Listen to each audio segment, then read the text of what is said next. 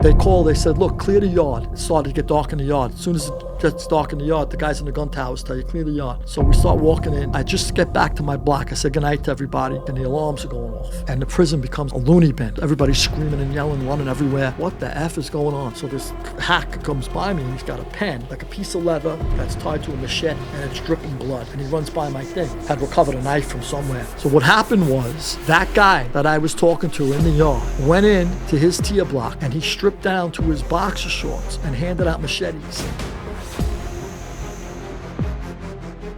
So that's what I felt at the time. I feel the same way now. You guys got him. You got his balls to the wall. So we'll talk about it on camera if you want. Yeah, I mean, we're already on right now, but I mean, cool. We're just chilling. It's very relaxed. Like we'll just start talking and going. But yeah, I mean, so let's get into your whole background is wild. And thank you for doing this last minute, by the way, you and I. Before you went to Florida, this just popped in my inbox through our mutual friend, Mark McCrane. But you know, the time that you were around was a very tumultuous time with the Mafia, being that you were coming in right at the end of John Sr., who you're just talking about. We'll talk about more today. But where did you, let's just start at the beginning. When did you first get involved running with these crews and getting around this, and how did that happen? So it kind of happens on its own. It evolves like anything else. I started with stealing cars, and we just steal a car for a joyride. It had nothing to do with money, no profits involved, nothing. Just do some donuts in the parking lot, ditch the car and go home. That was great. That was fun. Let's do it again tomorrow. How old are you? A kid, 13. Yeah, 13. And then at some point or another, we had a friend of mine whose his uncle was in the body shop business, auto collision shops. And he saw us in stolen cars, and we thought we were in trouble, and instead he asked us for the parts. So here we're off to the races. So now we're giving parts to my friend's uncle, and eventually I started opening up, like, sort of, I guess, quote unquote accounts with other shops. And before you know it, I'm 15, 16. Probably for the most part, like when I really hit my stride with that, was probably about 16. We were running shops. All the auto body collision shops, I don't know if they're still there, but there used to be a whole load of them on College Point Boulevard in Queens. And we sold to all of them. And did you ever get caught at this age? I never got caught in a car. We had a couple of really close calls with chases. I'm probably the best Fast and Furious got nothing on me. One of the best getaway drivers you ever seen in your life. Even at like 15, 16? Bro, I was flying around. We had a thing. We broke into a car once, and my friend started out with, he had just gotten his license at 17, and he had a little pickup truck. And we went out to get our first car that night with his pickups. Usually we get a car, and then each stolen car we'd use to get the next stolen car. So we went out with his pickup truck, which was the first one, and we're robbing a car. And next thing you know, there's gunshots. It's an ex-cop, it turned out to be. Oh, that's nice. Yeah, gunshots coming over, whizzing over your head. We're like, get the f out. We jumped in the truck. We're out of there. And the guy chased us for about a good 10 minutes before my friend had the wherewithal on Union Turnpike. There was a big center divider, and he figured out that he could cross the center divider on a truck. The guy had it was like one of those Fiero GTs or something, very low to the ground back then. And I don't even know if they make those cars anymore. Yeah, I haven't heard that one. It's like a DeLorean, right? That's like an antique. So he jumped the curb, and then we literally were going the other way, and we waved to him. We waved to the cop, and we just he slammed his head on his head. He's got his gun out, I'm surprised he didn't shoot at us, and we took off. So, but anyway, we were stealing cars. We were running a chop shop. In the beginning, we would dump them in the woods, different woods, Casino Park woods. We lived by Colden Projects. There was a little sort of like a lot over there. We would dump them in Cunningham Park. And then after we dumped about a half a dozen to a dozen cars, we'd sort of like move, get another spot. And then at some point or another, believe it or not, we'd be smoking a cigarette, watching auto crime, dragging out the skeletons, and we'd be laughing, playing handball in the court, and going, look, they got look, that was that. Oh, that was ours. That was ours, yeah. And then eventually the body shop owners started renting us, leasing us. They'd lease us a warehouse. We did that a few times where we'd fill up the warehouse and then just ditch on the lease and stuff. It was under a phony name. You could do a lot of those things back then much more easily than you can now. And now everything I did then would be on camera today. Yeah. Even I hijack trucks. I graduated to hijacking trucks, I'll tell you that. But even hijacking trucks would be, you'd have how many devices on the truck that you would be following you, Oh, GPS. yeah. You know, you may as well just like tape a GPS to your head. Right. You know, when you hijack it. So, and then there's cameras everywhere. That's the amazing thing about stuff like this. You're not talking about like that long ago. Right. But today there's so many different types of crimes that even 20 years ago would have been like, yeah, let's do it. And now you can't. Yeah, can't do it. It's crazy. Can't do it. Think about even just like Sparks Steakhouse when John Gotti killed Castellano. I was just teaching this kid about that this morning. Half a dozen people would be filming it on their iPhone. Right? Right? They'd be like, oh, there's they're watching Bobby Johnny Bisaccia put two in his head. Joe Watt. Yeah, exactly. So, you know, I mean, you said Robert Bisaccia? Bobby Bisaccia. I was close with Bobby Cabert. I was close. I got really tight. I met Bobby Cabert. I never met him on the street. You know, yeah. I met Bobby Cabert in jail, and I hit it off with him. He was a man of men. You know, in that life. Obviously, I don't live that life no more. But in that life, man of men, I still have respect for him. He was already doing life. They pulled him up for another case. He was doing life in, I think, Passaic or one of the Jersey jails. They pulled him over to the feds. I was with him, and it was on a case with another dear friend of mine who I love, Orazio Ozzy Stantini. They were on a case together. Nice Irish boy. Yeah, exactly. Yeah. Ozzy was a man among men too. They had killed somebody in Astoria, if I'm not mistaken, and Sammy kind of like forgot about it when he went bad, Sammy the Bull. He forgot about it, and then he was reminded of it. So it was like, could Ozzy beat it? That was the big question. You know, we wondered, but eventually Ozzy got convicted. Bobby Cabert, I forget what happened with him, but I was with him for a while. Yeah, but I mean, he did served a life. ton. Yeah. I'm trying to think if I can actually tell that story. I'll say this: a friend of mine, let's put it that way, his godfather was Bobby Cabert. Oh, okay. And so the story of how that happened, I'm gonna have to rain check that. Maybe if I have you on again, I'd love to hear I it. can check if I can tell it. Yeah. I'll tell you. But I'll tell you. So off I'm camera going to at tell you. least, I'm going to tell you yeah. a story that was told to me. Maybe you heard it. Did you hear the story about when Bobby was younger? Apparently, they had a snitch. Actually, I'm sorry. Bobby told me the story, so it must be true because Bobby never lied. They had a snitch. Bobby had a snitch on his case, and they not only killed the guy, but they dumped the corpse on the courthouse steps. Oh. Yeah, so we send a message. I mean, we might be able to research that, but yeah. He was an old school motherfucker, and he could go from here to here in like 2 seconds. Like the way my guy was telling me about it is that he was the most fun guy to hang around. Yeah, but then laughed all day. Oh yeah, and just a normal ball breaking Italian guy. But then someone did something he didn't like. Yeah. So actually, I can say this part. Joe Pesci, when he went to play Tommy DeVito in Goodfellas. Yeah. Now Tommy DeVito was a real kid in the Mafia and whatever, but he wasn't. He was no longer with us when that movie was coming out. Right. So when Joe went to figure out how to play that role, he imagined his childhood buddy Bobby Bisaccia. Really? And that's how he channeled that. Really? And I didn't so know when that. you see like Spider Dance, motherfucker, like that's Bobby. Really? And I didn't know him, but like I've been told this by the guys who do. Yeah. Obviously you knew him. Yeah. That's what he was like in that era. Yeah, gem. I mean, hilarious. He was a gem, and we laughed all day. When you hook up with a funny guy in jail and you hit it off with him, you know, he knew my whole story. You know, he knew I stood up. I was facing life too. He had life. I was facing life. He knew I was in there 3 years already. I ain't going bad, and we laughed every day. Yeah. You know, once you get tight with somebody, some of these guys that kill are the funniest guys you ever met in your life. Oh yeah. I mean, you know, that kill 100 guys. Yeah. Sammy was never a humorous guy, Sammy the Bull. Unfortunately, that's what people's view of the mob killer is, you know, but believe it or not, he's a different cat. Yeah. A different cat. But there was a lot of people who you'd never, you know, if you were bullshit with them in a bar and I told you that guy killed 30 guys, you go, no way. No way. Yeah. He's too bubbly. He's too happy. No way. You picture a guy all twisted up like Norman Bates, you know, like a serial killer type, you know, Jeffrey Dahmer. Yeah. Not happening. You know, it's different. You know, I never want to be misheard on this or anything. Right. But there's a huge difference to me when I'm sitting across from like Louisa, who I have known for years, who's, you know, definitely seen a few bodies in his life, right? Versus like, not that I've done this, but sitting across from some dude who killed his wife. You didn't accidentally call me Louisa. No. His name is Louisa. So it's like Louisa, but it's like Louisa. Oh, Louisa. Yeah, different guy. It's a huge difference between sitting across from a guy like that versus like the dude who killed his wife. Right. There's just they're completely different. Guys who are in that life, I'm not condoning murder in any way. Let me be very clear. It's wrong. There's a lot of these guys who are sick. I would characterize Bobby Bisaccia as one of them.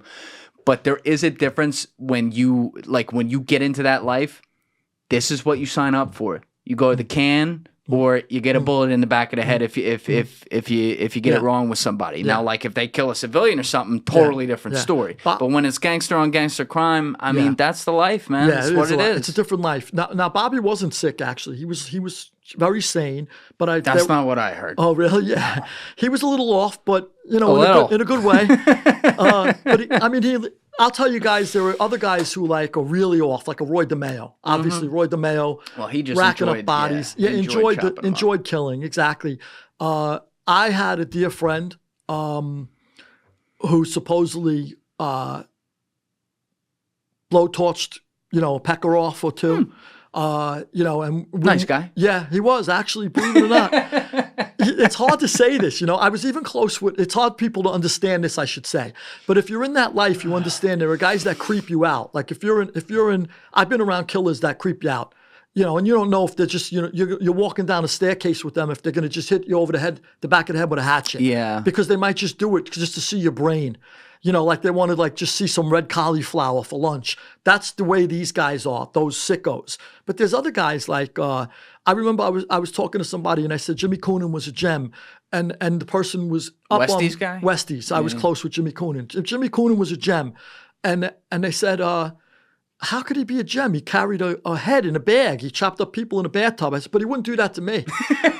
I knew not to cross him. So that was your part. If he didn't do it to me, he's a nice guy. When you're in the life, if you cross him, you got that coming. You double cross him, you got that coming. But if you don't, he'll still put his own balls up for you or his life up for you. Is this something that you kind of knew naturally growing up in Queens and running with the crews you did, or did eventually you kind of learn this is the way? No, I don't come from a mob background, but it was either through being around people and in some parts intuitive. You understand this is how life is. This is you could be around a guy at school. Let's say you're around a guy at school and everybody hates the bully. The big bully at school. Everybody hates the guy. But you knew the bully from a different angle. And you knew that inside he lost his mother and father when he was young. He's acting out and he's not such a bad guy. He cried on your shoulder a few times. You know him differently. So there's sort of like an intuitive sense you would have that where everybody's going, I hate that effing bully. I hate that effing bully. You get where they're coming from. Just like I understand when people say, how could you defend a killer? I get where they're coming from, but I also saw the different side of the person. And that's I did a show for Discovery Channel. I locked into maximum security prisons all over the world because I understood both sides of people. I could hang out with killers. I went into Azalco prison in the middle of the jungles in El Salvador. 600 guys, every single one of them had at least one body because you can't get into the gang. Like all the MS-13 guys. Oh, yeah, it was 18th Street, which is their rival. And I hit it off with them. I mean, I hugged and kissed them. I locked in with them. Bro, I was literally we were friends forever, some of these guys. And because I see them, their human side too. Look, we're all human. We're all created by the same God. We don't like to believe that all the time, but the same God created every one of us. Whether you're black, white, Asian, men, woman, whatever gender you choose, who you are. I don't care who you think you are, who you are. You are created by the same God. So to me, everybody's got a human side, and I was able to connect with people in those prisons because of that. No, I feel you on that, and I appreciate that. That's the empathetic side, and we're going to get to your full story today. But I forgot the hijacking trucks. Obviously, what I'm saying is you're a guy who never ratted on anyone. No, you went away. Never. You did your time. Never. You left the life. You are a religious dude, someone who is completely out of it. You can kind of straddle both as far as understanding how it works and having some empathy for your guys there. But that's not what you do. No, it's totally interesting though to still hear that at this point. I don't want to say you're overemphasizing empathy because I feel you. Everyone did come from usually in those situations came from a very tough background, very tough situation, whatever. But there's got to be a line, no? If you are growing up dirt poor in El Salvador and your MS-13 or your 18th Street gang guys take you in and you eventually kill for them, I do have empathy for that. But there's a line. If you're dropping 20 bodies and it's random, and a lot of times down there, the way I understand is it'll be civilians and stuff too. Now, it is what it is, no? Yeah, the line, great point. Great point. And the line that I sort of found in prison, there was a line that I drew. And I'll tell you what it was. And I didn't see the line when I was outside. And I'll tell you how I saw it and where I drew the line. Because it's a great question. There is a line. You know, how much can you like somebody who's murdering everybody? Yes. I get it. And here's the line. When I was on the street, I believed in the mob. I believed in the life. I believed in every bit of it. So if I felt if somebody disappeared, let's say they said, oh, you know, Julian ain't around anymore. He took a one-way ride. Okay, you know, you get it, right? Okay, he's gone. You would automatically assume, I did at least, that Julian did something against the Borgata. Julian did something against the family, and he had it coming. Just like if somebody commits treason against the country, if you sell nuclear secrets, you may be electrocuted. We as a country, as a society, in America at least, the consensus is that that's okay. I don't agree with executing anybody. I'm not for the death penalty. And there's many reasons why. We could discuss it another time. Sure. But I understood it that way. If you go against the Borgata, if you break the rules, you slept with somebody's wife maybe. I don't know what you did. Maybe you're talking to the government. I don't know what you did. But you went. You disappeared. Now I'm in jail. And I'm in jail, and a lot of the people I lost, a lot of friends who disappeared, and I never questioned it because you can't go, oh, why Julian disappear? Why are you asking? What is it your business? Yeah. Or, you know, you're reporting to somebody? You got an FBI handler you're talking to? So you just leave it alone. The guy disappeared. Now I'm in jail, and everybody's indictments are laid bare. We're all talking about them all day. I'm talking about my indictment. I was heist and hijackings, armored cars, armored car depot, you name it, they claimed I did it. I'm with guys who are in there for a lot of murders. Yeah. And I'm realizing that maybe Julian didn't die for the right reason. Maybe Julian died because Sammy the Bull wanted his apartment, his money, his wife, his business, or somebody else had an eye on something Julian had. Maybe Julian had a loan shark book and this guy wanted it. He knew Julian had $5 million on the street and was collecting Great Vig. And he wanted that book and he desperately wanted it. So now everybody's indictments are laid bare. We're all talking about our cases and I'm saying, son of a, I'm in a snake pit. I couldn't kill Julian for $1 trillion. You couldn't give me all the money in the world to kill Julian. However, if Julian slept with my friend's wife, Julian's going in a body bag tonight and we're throwing him in the Hudson River. I got no problem with that. It's right over there. Yeah, I got no problem with it. So, but I do have a problem with killing you for money. And that was against my beliefs. That was against my ideology. And when I was around that was my first indication in prison when I'm listening to reason why all these guys died. And I'm going, son of a... Gaspipe Casso killed people I knew, and people he had doing the killings were dear friends of mine. Guys, you know, his big hit team were all these young Turks who were close friends of mine. Now, these guys were following orders. Okay, but they didn't know Gaspipe was mislabeling people every time he wanted to kill somebody, a rat. And that's the problem. Right. So, you know, you hear, oh, so-and-so's a rat. And then you say, okay, he disappeared. Okay, he was a rat. He had to go. Then you find out in jail the guy wasn't a rat. So, and that's the thing at the higher echelons. If someone says you got to do something and this is why, there's no question. Well, I don't believe it anymore because I'm not taking orders. I'm not killing a friend.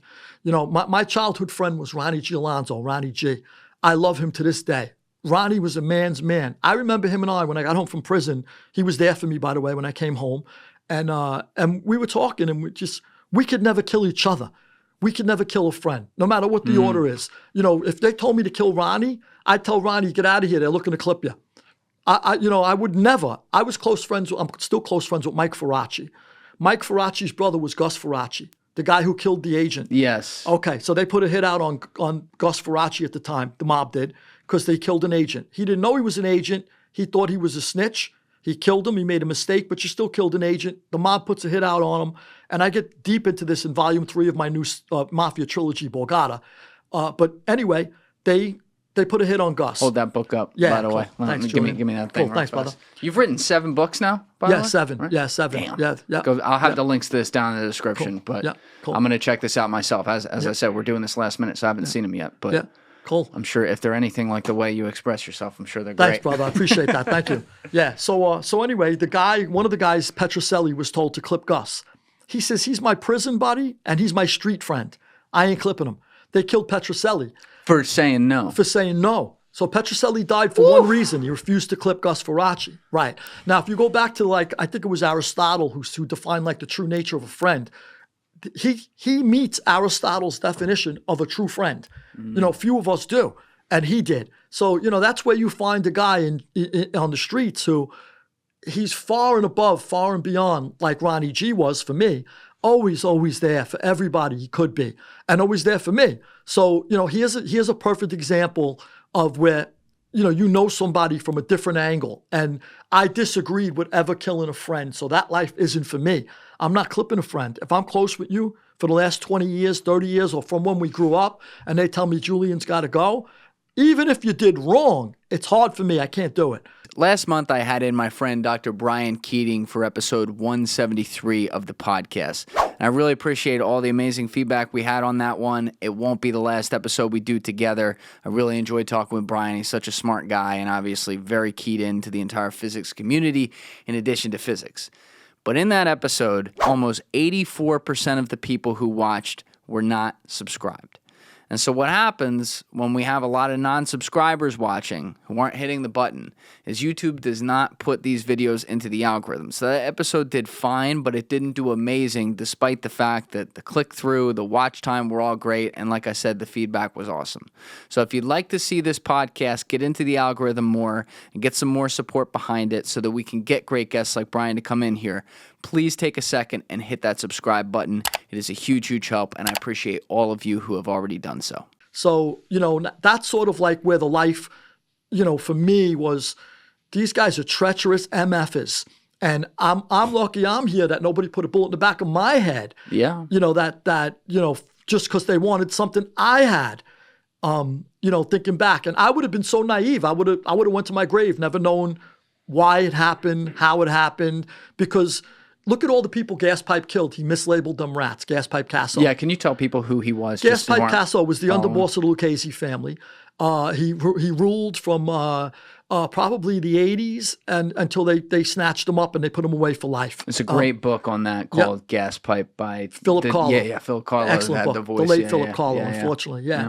So Gas ends up becoming a rat himself. So how do you believe in a life where the guy mislabels people's everybody a rat, kills them, and then becomes a rat himself? You got to rethink your life. What business am I in? Yeah. Right? I mean, what business am I in that, you know, everybody died because they were mislabeled a rat and they weren't, and now he's a rat. So I think people learned what a lot of these guys were made of, no disrespect, after they invented Rico. I mean, that just, once they did that, I talk about that too in my book. In their early 70s, G. Robert Blakey, and were able to put that to work, combined with the whole wiretapping phenomenon and everything. You know, you sit across from a dude, and I told you about my friend Jim DiOrio, who worked a lot of cases like this. You sit across from a mobster, you're like, dude, you're facing 40 years minimum. Right. They're going to protect themselves. Yeah, most guys do, unfortunately, nowadays. Me, I faced that life sentence, and I just said, you know what? It's not me. I can't, if I have to die in here. And I made that decision.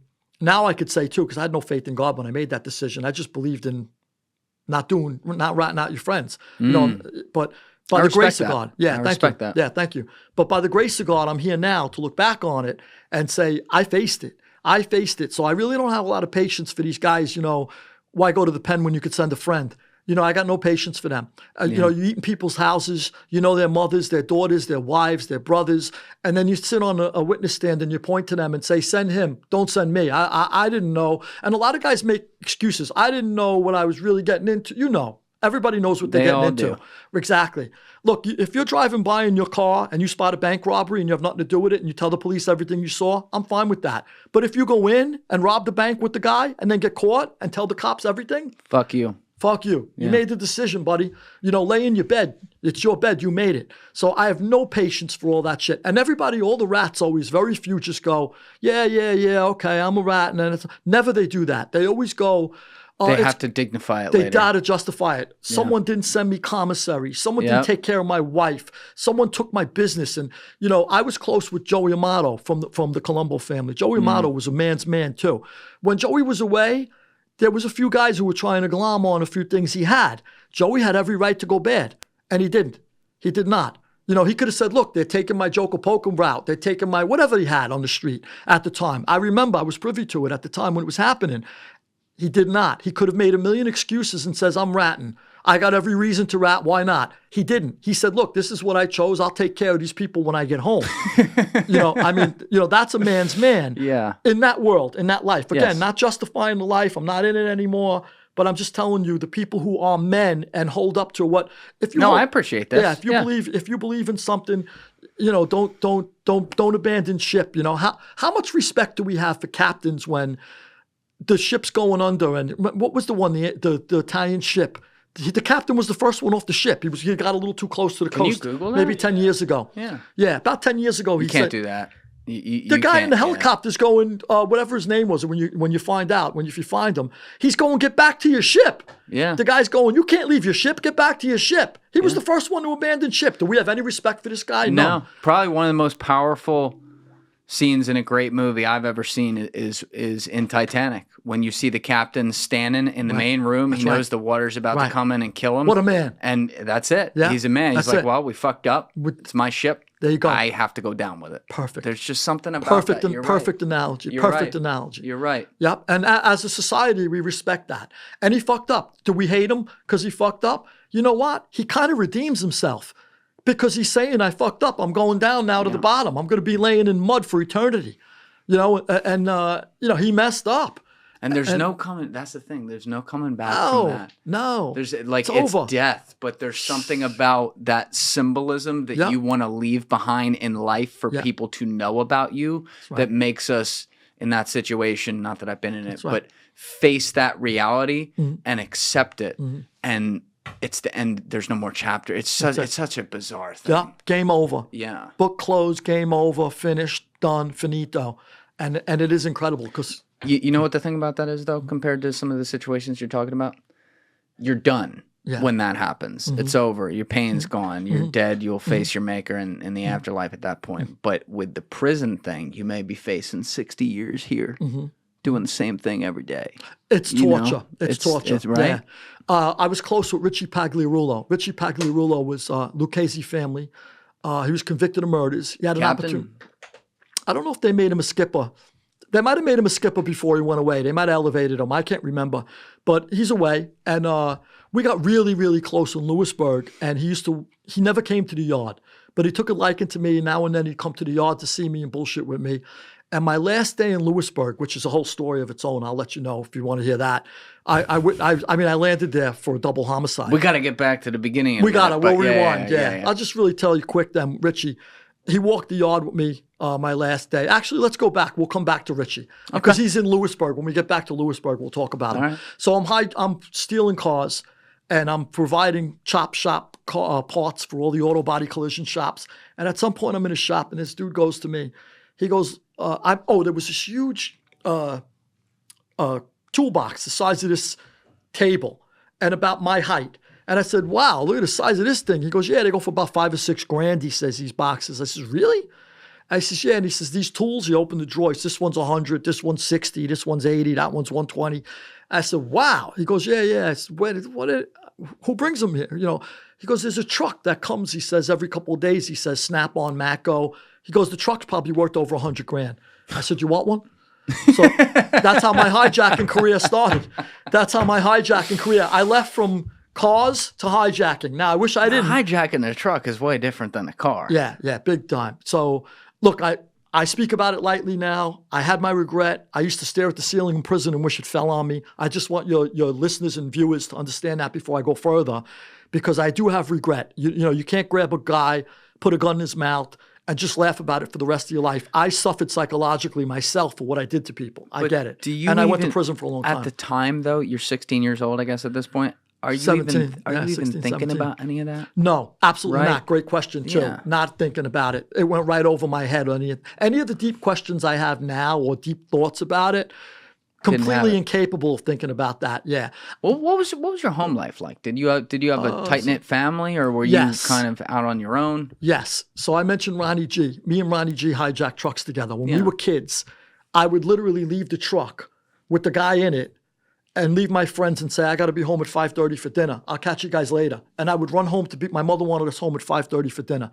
Whether my mother made macaroni, whether she made chili, whatever she put together, at that table, she wanted us home as a family together at 5:30. And she worked all day. My mother worked till 5, came home, put the dinner together quick. Did she know what you were doing? No. Now, my mother came from a family of, my father's family were legitimate law-abiding people, all of them. My father's family never sped. They never passed a red light. They did the yellow, they hit the brakes. Yellow, hit the brakes. God almighty, sorry. You know, you're sitting at home like, what a pussy. Yeah, my father's family, forget it. So now my mother's family was the other side. My uncle went away for hijacking when I was a kid. And I can remember we used to get in my grandfather's old jalopy and drive up there to visit him in Sing Sing. His old what? His old jalopy, an old shitbox, an old car. You know, my grandfather, my grandfather ran heavy machinery. Okay. Now, my grandfather was a war hero, World War II, 8 Bronze Stars, Asiatic Pacific, comes home and hangs out in the bar the rest of his life and runs bulldozers during the day. After work, he would finish his bulldozers or backhoe, excavators, whatever he did, he ran heavy machinery, built the BQE, everything. Wow. Oh, yeah, incredible story. Used to work in the Midtown Tunnel, and he was one of the best operating engineers. He built some good shit. Oh, incredible. Yeah. But at night, he hung out at Tom's Piano Lounge where he took numbers. So, he ordered a Manhattan and he started taking numbers. 6 o'clock. Yeah. So he was a little bit, my mother's side was a little shady. And if something fell off the truck, we had extra things, my grandfather would drop them up. My mother would say, get that out of the house. I don't want it. He goes, it's legitimate. Nothing wrong with that. Yeah. She'd fight with him. My mother was trying to be a little better, and then her family. But my uncle, I can remember sitting in Sing Sing visiting room. My feet didn't even touch the floor. I remember my grandmother, Josie, we're on the visit one day, and she goes, Anthony, to my uncle. She goes, Anthony, do me a favor. She goes, get on that, it's so hot, freaking hot in here. Get on that chair and open a window. He goes, Jesus Christmas, he says, they'll shoot me right off the chair, Ma. So, we had laughs as a family. We always laughed. We had laughs in the visiting room. Sing Sing was no joke. Sing Sing was no joke. Still is no joke. I got to tell you, when I pulled in there as an adult, it all came back to me. I said, son of a bitch, are we destined when we grow up this way to end up here? Because I got a lot of friends who came from criminal families and ended up where I ended up. And here I am as a little kid visiting Sing Sing, Ought to Kill. I'm going up to Ossining, New York. My friends don't even know where Ossining, New York is. And I'm heading up there for prison visits. And then I end up there. Eventually I did time in the feds, the state, the county, across the board. I had 3 different cases. You had to get a taste of each pizza. Exactly. Yeah. And so, I'm going, shit, is this in my blood? That was something I thought about one day too. I'll tell you a story in the state joint, just to fast forward before we rewind. I'm in a state joint and I was complaining to this guy. He was a guy, there's all kinds of sorts in the state. There was a guy who was a chemistry teacher. And I said, can you do me a favor? At that point, I had been teaching myself. I've been reading 18 hours a day, educating myself in prison. For years I did that. Yeah. And at some point, everybody I'd meet, if you told me I'm a producer, I'm a host, I did a YouTube show, I'd say, can you do me a favor and teach me everything about the equipment, everything about how it works, how you do the video, how you put it out. I always wanted to know everybody's little bit. How do they do it? So you can learn about life. So this guy's a chemistry teacher. I go, can you do me a favor and teach me about chemistry? Maybe even some physics? He goes, absolutely. So he recommends some books to me. The Woolley something or another I read a couple of other books about physics. Eventually read biography on Einstein. And he's teaching me. And one day I'm in my cell reading. And I hear whack. It was a slap, and it reverberated down the tier block. I said, and then I hear somebody whining. I said, son of a bitch, that's what's his name? This guy, this teacher. I shouldn't probably say his name. He might be out there, but this teacher. Maybe he'll email and say, no, you could say my name. I'm proud and happy you did it. But anyway, he's a legitimate guy. Maybe he doesn't want anybody to know he was in jail for a few years, wherever he is today. So I said, let me go see. So I walk down. I go into the cell, and there's this dude who was Latin King. And he was the guy who slapped him. And his face is beet red. And I said to the dude, I go, yo, what's up in here? And he looked at me, and he's thinking, almost like an animal who's thinking, should I attack or not? Me, meaning me. He's thinking. And I go, yo, what's up in here? And he walked out. And so I go, you all right? To the dude who got slapped now. The Latin King walks out. I usually got along with the Latin Kings, by the way. This was just this one dude. Love the Latin Kings. I got along well with the Latin Kings everywhere. I like the Latin Kings. It was just this one dude. Latin Kings were all good people in jail. Got along with all of them. This one dude. So he walks past me, slides out. I go, you all right? And he's got the big handprint on his face, And he goes, yeah, I'm okay. He goes, I walked out, went back, my cell, pick up my book and I'm reading. And he comes to my cell and he knocks on the door. They didn't lock us in yet, obviously. You could go cell to cell during the day. Yeah. So he comes by and knocks on my door. And I had been telling him now previously, maybe a week before, I said, I got to be more like my father's family. They were law-abiding citizens. They were good people. My mother's family were all crooked. I got to get this crooked shit out of my system. So now he knocks on my door after the slap. And he can I talk to you for a second? I said, yeah, put down the book. What's up? And he goes, don't complain or curse your mother's side and your mother's family's blood in you. That's what just saved my ass. And he was right, because my mother's family took chances and they weren't afraid to help somebody. My father's family, if they heard that slap, they would have just pulled the covers up and said, I didn't hear nothing. You know, that they were different people. I'm not going to get involved. I don't need to get involved. Understand. Yeah, so he pointed out to me, don't curse your chemistry. Make use of it. And I thought that that's a good thing. Maybe if I take chances in other ways, law-abiding ways, and did things to help people. Yes. P.S., my documentary series with Discovery Channel. P.S., I did an animal trafficking documentary that's yet to air in South Africa and Mozambique, trying to help, the animal trafficking trade, trying to stop it. Put your risky behavior into something good and create something good out of your out of what can be conceived or perceived as a fault. You should have talked to me before you did that. I wish we knew each other. That's awesome. So when did you shoot that? Well, you'll come with me next time. I love that idea, I'll tell you. Way, but... So off the Discovery Channel series, I wanted to do something about animal trafficking. I love animals. Yeah. And I feel like they're little humans. Anybody who has a pet knows. Yeah. If you look at them too, they have the same eyes, the same tongue, the same nose as us. You got a dog? Oh, I have cats. I have cats, but I love dogs. Love dogs. I'm in my friend's house. I'm staying in Staten Island now. His dog loves me so much. She comes and puts her head on me as soon as I sit down on the couch. Doberman the size of me. Yep. The size of me. She'll knock me over if she wants to. Yep. And precious dog. But she knows I love my friend. She knows I love animals, I guess, because she loves me. So P.S., I said, I want to do something about this. So I pitched it around. I went to every person, every place, trying to greenlight a documentary about animal trafficking. I wanted to do something called Planet Mafia, where I go and do all of the environmental crimes and all the crimes against either the earth or the animals. Wow. And I get greenlit by Univision. Actually, Fusion was part of the Univision umbrella. So Fusion greenlits the project. They underwrite it for $350,000. We go to South Africa and Mozambique. And now I go there. I was telling you earlier about... Were you in Kruger? I was in Kruger, in and out of Kruger every day. Yeah, it was wild. And so I land there, and I hated the poachers. I wanted to kill every poacher I saw when I got there. But I was telling you about, I could see the human side in people. When I got there and started investigating how this shit works, I see that the poachers are usually these young African kids who live on the outskirts of Kruger Park or in... Sometimes, yeah. Yeah, a lot of times. And they're given, here's a bullet or two bullets and a gun and a machete to cut the horn off the rhino. Go in there and get me the horn. And here's $10,000. $10,000? These guys never had more than a bowl of soup a day. What's $10,000? There is some of that. There's some bad ones, but what I found was it was the next level with the bad guys. The guys who are manipulating those poor peasant kids that have nothing, and that's who I began to hate. So I says, you know what? I don't hate the poacher who doesn't know any better. He was as dumb as me when I was a kid, didn't know any better. Now they don't. So I found it hard to continue to hate them and despise them, knowing they didn't even, you got a guy who never had more than $1 his whole life. And now he's offered $10,000. He's never had a pair of shoes. He's walking around and beat up like truck tires. Yeah, there's some of this for sure. Yeah. Alessi, on YouTube real quick, we're not going to be able to put it in the corner of the screen, but maybe we can have it flashing on the screen over here. Can you type in Ryan Tate Discovery interrogating poachers? I want to tell you about this because I wish I had known you before. Well, we're going to do it again. You'll come back with me if you want. Go down, Alessi. You see, I think it's that. Yes, it's that one right there. So pull this up. So this is my buddy Ryan Tate, who's been on the podcast, episode 117. He's coming back on very soon as well. It was intense.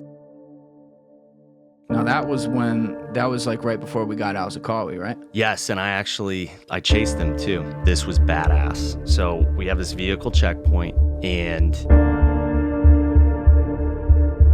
out of nowhere, and it comes in on the radio, and then there are Amtrak tanks, the amphibious tanks, just flying over the Euphrates River. He runs an organization called VetPaw over across the African continent. They don't talk about all the places they are. Leave the volume off for a minute, Alessi. So he runs this organization, and it's all a bunch of U.S. veterans who work with the African governments over there through this organization, VetPaw, to protect the animals that are being poached. And they've been around for a decade, and I will go ahead and say they are responsible for the reason that white rhhinos are recovering and aren't extinct now. I mean, there were 15,000 white rhinos that were around when they started. Now there's around 30,000. That's cut. They've never lost an animal, and they have patrolled tens of thousands of miles of land when you take into account all the different places they've been in Africa. You should hook me up with them if you can. I would love to. But if we cut to the end, cut to like, how long is this video? 8 minutes, something like that? 6. Okay, cut to 4 minutes right there. That's him. Cut right here. Okay. So these were poachers that he caught. And in this, they actually had the documentary film crew with them when this was happening. But these guys were what you're talking about, more your prototypical poor guys who were brought in there to poach. And so what Ryan convinced them to do is he said, I'm going to give you a day and I want you to be on our side. And I will work with the courts to make sure you get like a lesser sentence. And when you come out, you're going to have an opportunity to be a park ranger, but you need to tell us where all the poachers are.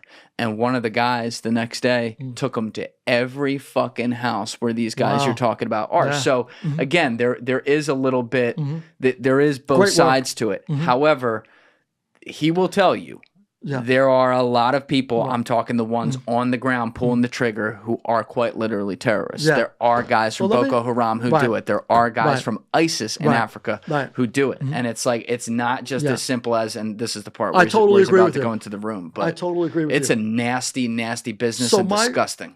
So being on the ground, I think my job as a host, as a investigative journalist, is to figure out who's who, right? Always like, there could be some tuturu who's being used, and there could be some really Machiavellian guy who's really manipulating everybody else and causing people to die and causing animals to die.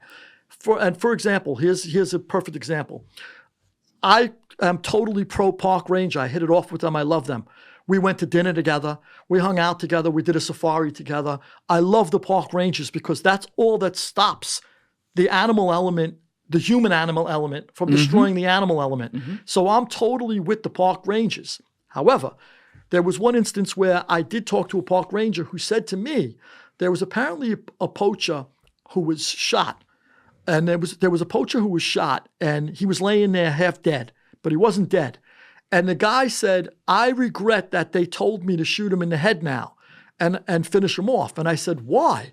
You got a guy who could go to the hospital, recuperate, rethink, and reevaluate his life, and maybe feel like he's done something horrible, and then help the people who are trying to combat this horrible tragedy, this horrible trade. So why would you kill him? Well, he said, we get funding from all over the world, and big funding from New Yorkers and Londonites, etc., and Parisians. To keep that money coming, we have to show that we're doing something. So nothing's better than a body. And he goes, and that's why the team told me I have to kill him, and they explained to me why. So to me, two wrongs don't make a right. And if you're a good investigative journalist, you go out there to stop the trade, which is what I want to do. But you also get into the human element, who's who in the process. Well, then you'll love VetPaw, because you know how many people they've killed in 10 years? Yeah. 0. Yeah, it's great. 0. Yeah, I love these guys already. Yeah. You got to hook me up with them. Yeah, no, he's one of my very, very close friends. I'd love to hook up with him. Does amazing work. But and they'll probably be able to get you access to some things if that's a story you're interested in hunting down. I mean, it's just, I want to save animals. Yeah, and I hear you. I think again, there has to be some empathy for some of the people there. It's just it's very sad. Like to me, the idea of like shooting an elephant or a rhino or something like that is a fucking dinosaur, bro. Disgusting. It's horrendous. It is so Makes bad. me sick. And like elephants are in many ways smarter than we are. How about this? I went to a rhino orphanage, and if you want to break your heart, sometimes the rhino mom is left dead with the horn cut off, and the baby is sitting there crying until somebody rescues the baby, and then they go to this. I have great footage of me, playing around with a rhino baby. This is like incredible, and you want to break your heart. see the mother with the kid next to her, you know, and like, this is... And you know what's crazy with the rhino horn, which is a disgusting trade because it has no benefit. A rhino horn, for people out there, it is a fucking toenail. It's made out of keratin, That's exactly the same thing that your fingernails and toenails are. That's right. But, you know, they go in and they hack it off, and the reason they do it the way they do, where they hack it really fast with you know, the mother or father rhino, wherever it is in the situation where the calf is there, and they leave a giant gash, and I can't put it on the screen because we'll get demonetized, but they leave a giant gash and leave the rhino there to bleed out. It's a horrible, slow, painful death. Crying like humans. But the reason they do it is because it's the fastest way to do that.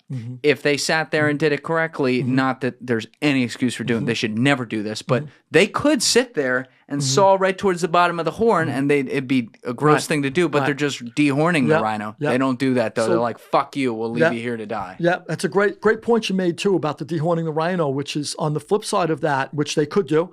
We went out with a crew that darts the rhinos, and then we dehorn the rhinos. I took part in doing it. You dehorn them so that they're not valuable anymore to the poacher.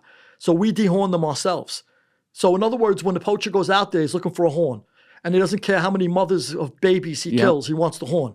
So once you dehorn the rhino, now it's a different story. They take those horns then because it is, you know, something that's valuable to some people, even though it's exactly what you said, keratin from a toenail, not even a fingernail. It's less. It's like a toenail. So, you know, it's horrible. But I thought that this strategy was good in combating the illegal trade, because once the rhino was dehorned and the rhino runs out there, the poacher sees it and goes, I can't get nothing out of it. What the problem is, it's affecting their gestation and their genes. Correct. So part of the reason they're using horns is to be able to mate. Right. That's a big part of it. And so but with the elephants, here's a great example with them taking the ivory. There is now a genetic problem in the African elephant where more elephants are being born without tusks because they've been cut off for so long. So you are literally, I mean, you think about the African elephant, you think of the whole, you know, the giant tusk, the larger than life creature. And now they're seeing that gene, like it's still there, but it's in danger. So you can't just cut these things down or something like that. It affects nature. What we just got to do is not kill the fucking animals. Yeah. Don't kill the animals. Period. Yeah. Right. It's not that hard. Yeah. You know? I feel like there could be a more concerted effort from around the world with our, you know, like, look, it can't go astray. But the governments of the world should do something. I mean, we're constantly fighting climate change. Yeah. What about the animals in Africa? Why don't we put as much work into that, into saving those animals? These are some of the governments are funding it. Yeah, exactly. That's the problem. Well, my documentary, my trail leads me to the Korean embassy. There you go. Yeah, the Korean embassy. And I pushed my way in, which is a great scene. They didn't want to let me in. I pushed my way in. And I got in there. It was a great scene. No, you step out of the way. I said, kill me. I don't give a shit. Kill me. I'm coming in. I would love to see you just sticking it. Is there an image of you sticking a finger in the face going, no, I'm walking in? Yeah, kind of. Pretty much. Yeah. Yeah, like a mini bobblehead, get my way in. But I got in. So what happened was one of the guys, we found a trail where somebody from the Korean embassy was arrested. The Korean embassy bailed the guy out, sent him back to Korea. So we wanted to know why the embassy, do they condone this? Because he was arrested for stealing horns, for paying people to get horns for him. So why is the Korean embassy getting involved? Why is the ambassador to South Africa from Korea getting involved in this? So we went deep into that. And That's amazing. Yeah. And when does this come out? Well, here's the thing. You tell me. I'll put it out on your channel. This is what happened. So Fusion did it under the Univision umbrella. Univision was Spanish-speaking people mostly, but a lot of young Spanish people in America, Spanish-Americans, speak English, so it's fine. So when they greenlit it, it was Isaac Lee who greenlit it. Isaac Lee was the big head of Univision at the time, and Fusion, under the Univision umbrella, greenlit the show. So we finish it, and then they said, well, we're going to stop doing new content, and we're not putting out any new content anymore. We're just rerunning it. They changed their whole formula. And then new people came in. Isaac Lee, who greenlit the show, left. Everybody loved the documentary. It's been sitting on the shelf for a few years now. So I'm like, this is a few years ago. Son of a bitch. Yeah, exactly. All right, we got to talk to some people. We got to figure out how to get it. I need to see this. Yes. But yeah, we got to undead this. Okay. Yep. Right, so I've been writing for the last, 7 years too, this trilogy. This was actually, that's how long I'm sorry. It was probably completed about 5 years ago, but I filmed it about 7 because it's before I started the trilogy. Oh my God. This is getting dust at this point. Dust, and it should be out. So I've been tempted a few times to just say, F it, throw it on YouTube. But I wanted to do it the right way. I'm not a criminal. I want to get it out there, and I want to do it the right way. Right. Where also, what I should talk to you, it maybe locked you'll in figure contract, out. I assume? Well, I'm going to ask you to help me figure it out. You know maybe these ins and outs behind the scenes better than I do. But I wanted to then use this as a jump off to go now do the elephants, which was originally my primary animal I wanted to do. Done. Yeah, we'll and then help you with that. Yeah, and then there's other animals on the verge of extinction. I wanted to keep going out there, and then I wanted to do environmental crimes. There are people destroying the Amazon rainforest. There are computer companies. Speaking my language. Oh, bro. yeah. There's computer companies that are ditching these computers, laptops and everything, and it's destroying the earth, and they don't give a shit. It's like, when I was a kid, the mob dumped needles. They dumped waste. They dumped asbestos and shit too. Everything, exactly. And they were washing up on Rockaway Beach, and hypodermic needles are coming in tons on Rockaway Beach. I didn't agree with it then. I don't agree with it now. And that's what the computer industry is doing to us now. So, I'd love to, let's talk about this. Another very close friend of mine who I was introduced to when I met Ryan because he brought him, but Paul Rosalie down in the Amazon, is the most popular guest I've ever had on. On the outskirts of Manu National Park, this local guy, started going into the jungle and leaving them piles of bananas because they're hunter-gatherers. They don't have metal. They missed out on the wheel. They've never held a spoon. These are people that are out there. And so he'd leave them a machete and some bananas and they'd come take it. And then after a year, he would start being there when they came to take it. And then after some time, he was actually able to interact with them. And he could only speak a few words of their language. What do they speak? They're called the Mashkopiro tribe. And so they speak some sort of, some dialect of the Yine language. But this guy who was interacting with them, one day they found him, they call it porcupined, arrows sticking up out of his body, several arrows. We don't know why they killed him. He has lived in the Amazon jungle now for the last 19 years. Oh, wow. And he is sitting there. He's sitting there going, oh, my God, watching China fund it and the U.S. buy it, and everything's just getting burned down and shit. It is brutal what's happening there. So is he doing a good job of uncovering it?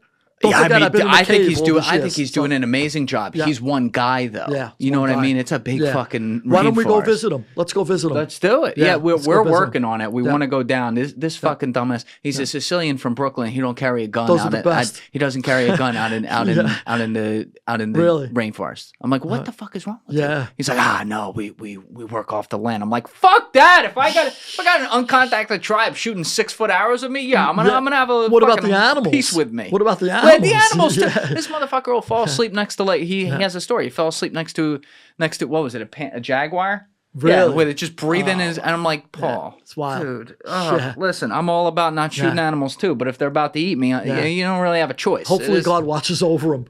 Clearly. I mean, the guy's got we call 9 him bots. lives. Bots, right? Oh my bots. God. Yeah. Unbelievable. But that was a great little tangent right there. I love that you're interested in that. But we were talking about we got into this because we were talking about your family life. Yeah, so my family life, so and with your mom's side and your dad's side. So you did grow up in a home where, like you said, you're coming home to dinner at 5:30, and your mom, when you're a teenager starting to do this shit, what did she think you were out doing at night? My mother, I brought home a tag job El Dorado. I remember, and I remember I bought a wreck. Back then, there's so many numbers on a car now, but back then, you used to take out the windshield, pop the VIN. There was a tag on the left side of the windshield, just in the very front of the dashboard where the windshield meets the dashboard, and there were 2 little rivets. And if you got the original GM rivets, you could literally just pop that tag out, put your own tag in, and replace the rivets, put the windshield back in, and that's your car. And now if auto crime stopped you back then, they didn't go too crazy. Maybe sometimes they checked the door, but they usually just checked the VIN number. Or for traffic cop, auto crime I shouldn't say. Auto crime did a little better job. But if a typical traffic cop stopped you at a light, he'd look and he'd say, okay, the VIN matches and, your registration, everything, it's good, and give you a ticket and you leave. So you got away with this. So we were tagging cars left and right. So I bring home an El Dorado Baritz, and I remember my mother came on the porch, and she goes, your father's never stole anything in his life. Oh. And I said, Mom, I didn't either. She goes, please, Louis, you're breaking my heart. I said, Mom, I'm fine. I'm not doing it. I'm working at Ciro's shop. Ciro was my friend, who eventually became my co-defendant years later. I go, I'm working at Ciro's shop, and he pays me. He gave me an advance. He gave me the car. I'm paying him off. She goes, you're breaking my heart, Louis. Please don't do this to me. She knew. It's a mother, right? It's a mother. So she went inside and she was all choked up. And I said, son of a bitch, I got to park the car around the corner from now on or something. I'm breaking my mother's heart. Yeah. Forget about taking your family for a ride. Yeah. So my mother knew. And then what happened was, I'm going to tell you what happens. This is how the trajectory of my life went and how I went off the deep end. My mother, who kind of knew, now she's 46 years old. I'm 19 or 18 when she gets sick. And she goes, believe it or not, I'll tell you a crazy story. I'm in Florida with a friend of mine and his car broke down. So I says, all right, it was a Trans Am. I go, all right, let me steal you one. We'll pop your tag. I'll put it on that one and drive home. So we did that. So now he's got a beautiful brand new Trans Am we're driving home in. And my father, I call home to say, hey, Dad, how you doing? I'm coming home. I'm on my way home from Florida. He goes, your mother's got a lump, he said. And he goes, I'm taking her to the doctor. He goes, you should really get home. I said, what's a lump? He says, a lump. She feels a lump in her back, he said, So I'm taking her in. He says, but get home. Get your ass home, will you? I said, all right, Dad, I'm on my way. So my friend drops me off in his tag job. I go home. My mother went. Turned out she had lung cancer. And most beautiful woman you ever saw. Absolutely gorgeous. Could run a marathon, in great shape. And all of a sudden, they gave her a year to live. And she's got lumps the size of cantaloupes growing out of her head within the next few months. Yeah, and she fell apart in front of me, and I took care of her. And I would literally just I was still a criminal, but I would spend so much time with my mother taking care of her, knowing that's it. When she died in my arms, because I didn't want to take her in, I said, I'm not putting her in a home. I'm not putting her in a house. I want her to die with us at home. So we literally kept her to the last minute. She used to stop breathing. I would roll her over. And she'd catch her breath again. She'd stop breathing again. I'd roll her over. That's how far we went trying to keep her at the house. The last day she dies in my arms, we just get her to the hospital. We called in. We said, my father goes, we have to call Lewis. We got to bring her in. And we did. But there was nothing they could do for her, obviously. So she dies when we get there. I went off the deep end after that. So if I was criminally minded then, or if I was a little, if I was the kind of guy who would defend myself, then I became the guy who would be violent. In other words, if there was she taught me from when I was a kid, there is a God. If me and your dad, if me and your father aren't around one day, always remember there's a God above. My mother would teach me that when I was a little kid, and my sister. We would sit and kneel down on our beds and pray at night with my mother. I remembered all that. It's weird that my mother would say that, not knowing she would die young.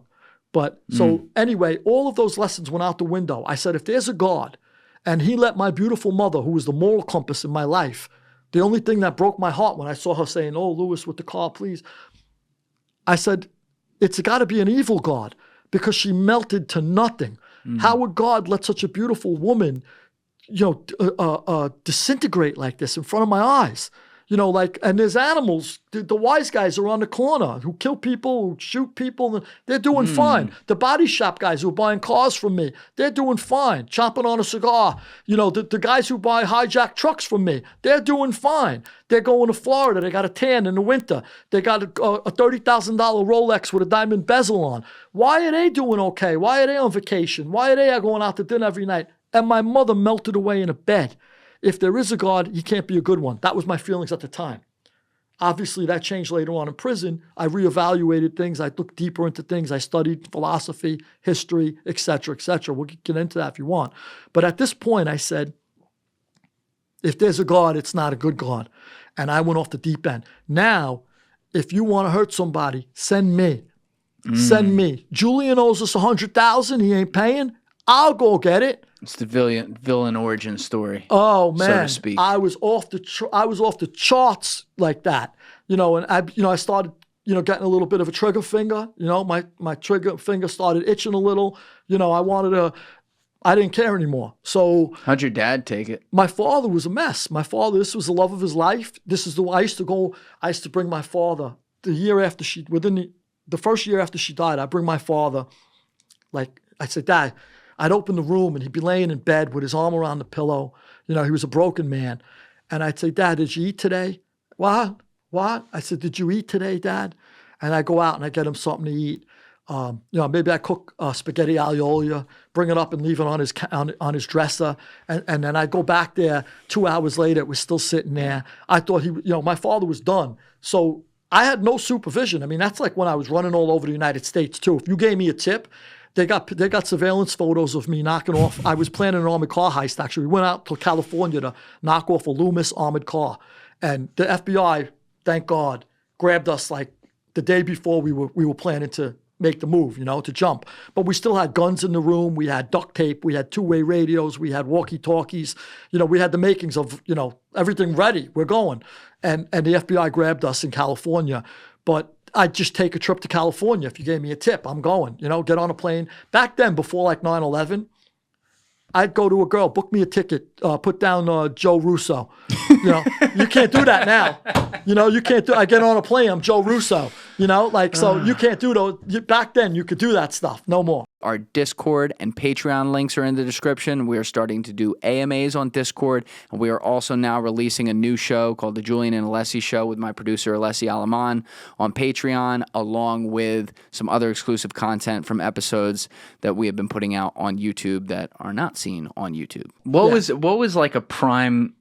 I mean, that gets complicated when you start talking about going out of state just to go do something. But when you were first, after you did your first truck at like 17 and it started to become a thing doing the truck, how would you decide what job to do, what truck to target, where to target it, and how many guys you needed? Yeah, so the first thing is the best thing. The best thing is a tip. You come to me and you say, look, I work for such and such a company, and the truck leaves every morning at 8 o'clock, and this is where it's going. Or you're a driver. You could come to me and you say, there's a million reasons why people give tips. Maybe your wife's a spendthrift. Maybe you're a gambler. You're always at the racetrack every free moment you got. You're at Aqueduct or Belmont or one of the tracks, and you're always in debt maybe. And you come to me and you say, look, I'm working for this company. I drive this truck or that truck out of this place, and this is what I carry. Those are the easiest ones. You're going to give me the truck. How easy is that? The next step is maybe you route the truck. Oh, that's like when they just walk out of the truck. Doop, doop, doop, doop. Yeah, it's a give up. How you doing, boys? Yeah, the guy, so I've had guys tell me, give me a good crack. They don't want to go for a lie detector, and they want to be able to tell the cop with a straight face, look, I got a hit. What's the commish on that? 10, 20%? 10% usually, 10%. Okay. We had a few incidents where a guy wanted more, after the fact, after we agreed to the 10, and it ends up going to a sit down. He goes and digs up a great uncle who's a wise guy, and the wise guy wants to talk to me. And I say, look, this is really did happen, actually. Yeah. Ronnie One Arm, if you ever heard of Ronnie One Arm, he was a great guy. He's been away for life. Ronnie One Arm was a good guy. I get a phone call. Ronnie One Arm wants to see me. Ronnie One Arm told Pete Gotti. Like the brother. John Gotti's brother, Pete. I was in and out of Pete's house every day for about 6-7 years. Pete's son was my friend, and I was close with Pete the father because Pete saw me there every day. And so they called Pete Gotti, and they said, Ronnie One Arm wants to see Louie. So I go there. Ronnie One Arm, I got to tell you, was a diplomatic guy. And I told him the story. He was a guy that gave us a truck. Oh, actually, no, this wasn't a thing over the commission. We hijacked the truck. The truck was being stored in a friend of mine's yard. And the yard got raided, so we lost the truck. And the tipster goes, I want my 10%. And we said, we lost the truck 10 minutes later. We don't have your money. What are we going to do? We never got paid. So, look. Not my problem. Right, yeah. It's a coin flip. It could go either way. Yeah. But Ronnie One Arm ended up defending the guy. And he called me down there, and I said, look, he goes, we'll take a walk around the block. So I took a walk around the block with him. I explained to him what happened. I said, look, Ronnie, I'm not trying to hustle the guy. This is what happened. Maybe the guy gives us another tip. We'll take another truck, whatever. I'll make it up to him. I'll give him 20% next time. Whatever the case is. I don't remember exactly how I said it. But Ronnie said, it's done. Don't worry about it. Yeah, he squashed the beef and ruled in my favor. So, yeah. I mean, look, I lost the truck. I don't, I shouldn't have to dig into my pocket, but somebody could have technically said, you still have to. He gave you the truck. Whatever the case is, I won the beef. And sometimes these guys, though, if they gave you the truck, they make you hit them to make it look I've had good. guys, I never wanted to hit somebody I knew, but I've had guys say, give me a shot. So I would call one of ended up being, a guy in my crew. Maybe some of them ended up being my co-defendants later. But I would call a guy in my crew and I'd turn my back. I'd say, give him a crack. Yeah. Remember that scene in The Sopranos where he's like, all right, Mikey, give him a whack. And he's like, yeah, right here. And then he goes, whoa, stop. And he keeps going. He's like fucking kicking the guy. He's we never did that. Yeah, we never did that. But sometimes, sometimes we tied the guy up so make it look good. There you go. We did all of that. Now did you like zip ties or rope? There's usually zip ties. Zip ties were the easiest things in the world. Yeah, they're pretty good. Yeah. It's funny when I ended up with zip ties from the FBI one day, right? So yeah. But no. Oh, they zip ties? No. But yeah. I had zip ties on me for once. Yeah. I don't remember exactly who it was, Secret Service or FBI. Somebody zip tied me once. Yeah. Wow. Yeah. But whatever. Federal government's getting a little light in the pocket. Oh, they do. If they do a big raid with a lot of guys, they use zip ties. The FBI. I'm almost positive. Oh, actually, that's fair. Yeah. I wasn't thinking like a raid like that. Yeah, no. If they got to put people, I was thinking like a regular arrest. I'm like, no, regular arrest. They march you out of your house. Yeah. I had that too. So, but that's it. The next best thing is if a guy gives you and he tells you, look, I route the trucks or I'm in the place and this is the tip. That's the next best. But you got to take the guy on your own, though. There was like, How many guys would you need for that? Believe it or not, I could jump on the truck myself. Yeah. I mean, you jump on it, you got a gun, right? You got a gun, you tell the guy, listen. One time a guy, I was telling my friend recently, there was a battery truck. We took this on the fly. It was a truck full of car batteries. And the guy panicked. And he drove the thing into the wall of a cemetery. And I just got out and said, I'm out of here. What the fuck am I going to do? I can't get this truck out, now. So, so shit happens. But for the most part, if you bring a big gun and you put the, fear into somebody, they usually comply. And then the first thing we would do is say to the guy, and again, I regret this now. I want your viewers and listeners to know, I've gone through the years of regret. I'm on the other side now of that. I could speak about it more lightly. I believe you. Yeah, I promise you I did. I promise you I did. Thank you. So, if you use a gun, you put the fear into the guy. I don't want to say the fear of God. I don't want to use God's name in this. But if you put fear in the guy, the next thing you do, once you got him subdued, the first thing we would do is say, listen, you're going to be with your wife tonight for dinner. You're married, you got kids. I promise you, we don't want to hurt you. Are you wearing a mask ever? I did a lot without a mask on, which was a little wild. One time I was hitting these trucks. Somebody gave me a tip. I was a kid. And they gave me a tip on these the guys. They used to have these little vans with a drop box in the side.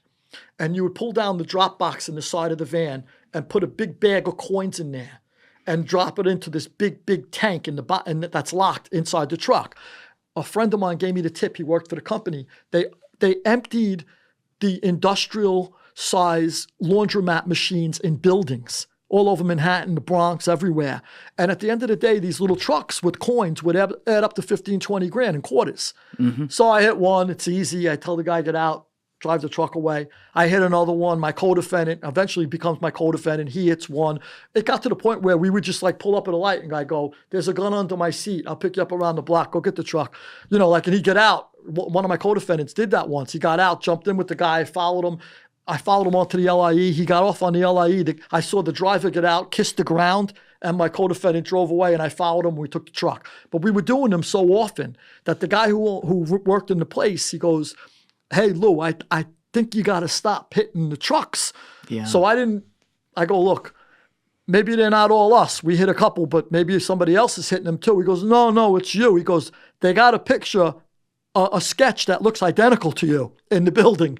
So I said, okay, I'm done. I better stop. Yeah. So somebody did a sketch of me. How many of these do you think you did in your life? Ballpark. Oh, trucks overall? Trucks. Dozens. It was a daily, it was a regular thing I'm doing. And heists, I should say heists too. If you told me there's a business with a safe in it, payrolls $85,000. Could you crack a safe yourself? It's funny because we had, I can't, no. But you had a guy. I had a safe cracker. One day I called the safe crack. He was famous for safe cracking. I got a big safe. Called the guy up. He was Vinny the safe cracker or Gino, whatever the his name. Yeah. Comes over. He takes out a sledgehammer, blowtorch. I go, what the I was picturing it. I thought it was going to slide gloves on. Yeah, I thought it was going to be like that. Yeah, like this, put his ear to the thing, Yeah, exactly. Yeah, so I got to see firsthand what a safe's made of. It's concrete with like this rebar inside, netting, and then, obviously we got into it. And when you're opening a safe, there were some tips are good where we got something. Some tips, we opened it up one time. All that was in there was the receipt for the safe. Ooh. Yeah, so that was a letdown. Yeah. So, it depends, but the streets, believe it or not, are exciting. I'll never have that excitement again as long as I live. And I don't want it. No doubt. Yeah, I don't want it either because it's a bad excitement. It's bad karma that comes with it, etc. Yes. But I will never have that sort of rush. cowboys on the range type of thing, that feel, right? It's crazy that you can live in a city like this, right? With all these people packed in so close, and it can be like the Wild Wild West movies. That's right. You know, That's where right. everyone's supposedly spread out and everything. But that's, you know, that's what it is. And you know, you get a chance to see, I know some of it bothers you personally because obviously you wish you didn't do this stuff, but nonetheless, you get to see people at their worst moment. When you're doing this stuff, you know, you stick a gun in someone's face. I don't want to say you learn who they really are because most of us would be like panicked. I mean, how do you react to that? But I guess the way I want to ask this is, did you get to a point where you could read right away if you were dealing with someone who was fearful and was going to do whatever you said, or you were dealing with a cowboy? Pretty quick, yeah. So it's intuitive. What did you look for? Well, you know right away somebody's reaction, because a lot of the reactions are instinctual. So somebody's reaction, they're either gonna start shaking, you know, and they're traumatized right away, which is the best reaction. I hate to say it, or the reaction is, we had one guy who went to come at one of my co-defendants. Eventually, became a co-defendant. He was a crew member at the time. He came at him. He rushed at him. That was his instinct, and you know, thank God we were able to subdue the guy. Nobody got hurt. It was fine. I look back and say, somebody could have got killed. We could have got killed. All, you know, anything could have happened. But it's instinct. It's like I study the brain now. I wrote a book about the brain, the 3-pound crystal ball. It's about the dreaming brain. It's a theory I developed in prison. I wrote about it now. It's been praised by an MIT scientist. It was praised by a Nobel laureate, science laureate. Carrie Mullis read it, loved it, said I can't put my name to it, unfortunately, which sucks. But the MIT, you can check it out. Carrie Mullis? Yeah. That sounds very familiar. Brilliant guy. I assume he's still alive, but when I wrote it a few years ago, I contacted him. And there's also... Wait a minute. Hold on. Pull that up. Pull that up and stick that on the screen, Alessi. I'm sorry to cut you off. Yeah. No, this guy's not alive. Oh, he died. Oh my God. When did he die? Because I wrote the book a few years back. Oh my God. I thought that's who you said. Yeah. Okay, this guy, while he was alive, detested Anthony Fauci. Detested him. Wow, interesting. Like RFK. Well, I guess same type of idea, but that's interesting. Yeah. That's the only time Brilliant I ever heard about this guy. Now, he and Fauci like had beef. Yeah, that's interesting. So the reason why I contacted him was he's very dead though. I'm sorry. Yeah, I didn't know that. What a shame. Yeah, what a shame. Yeah.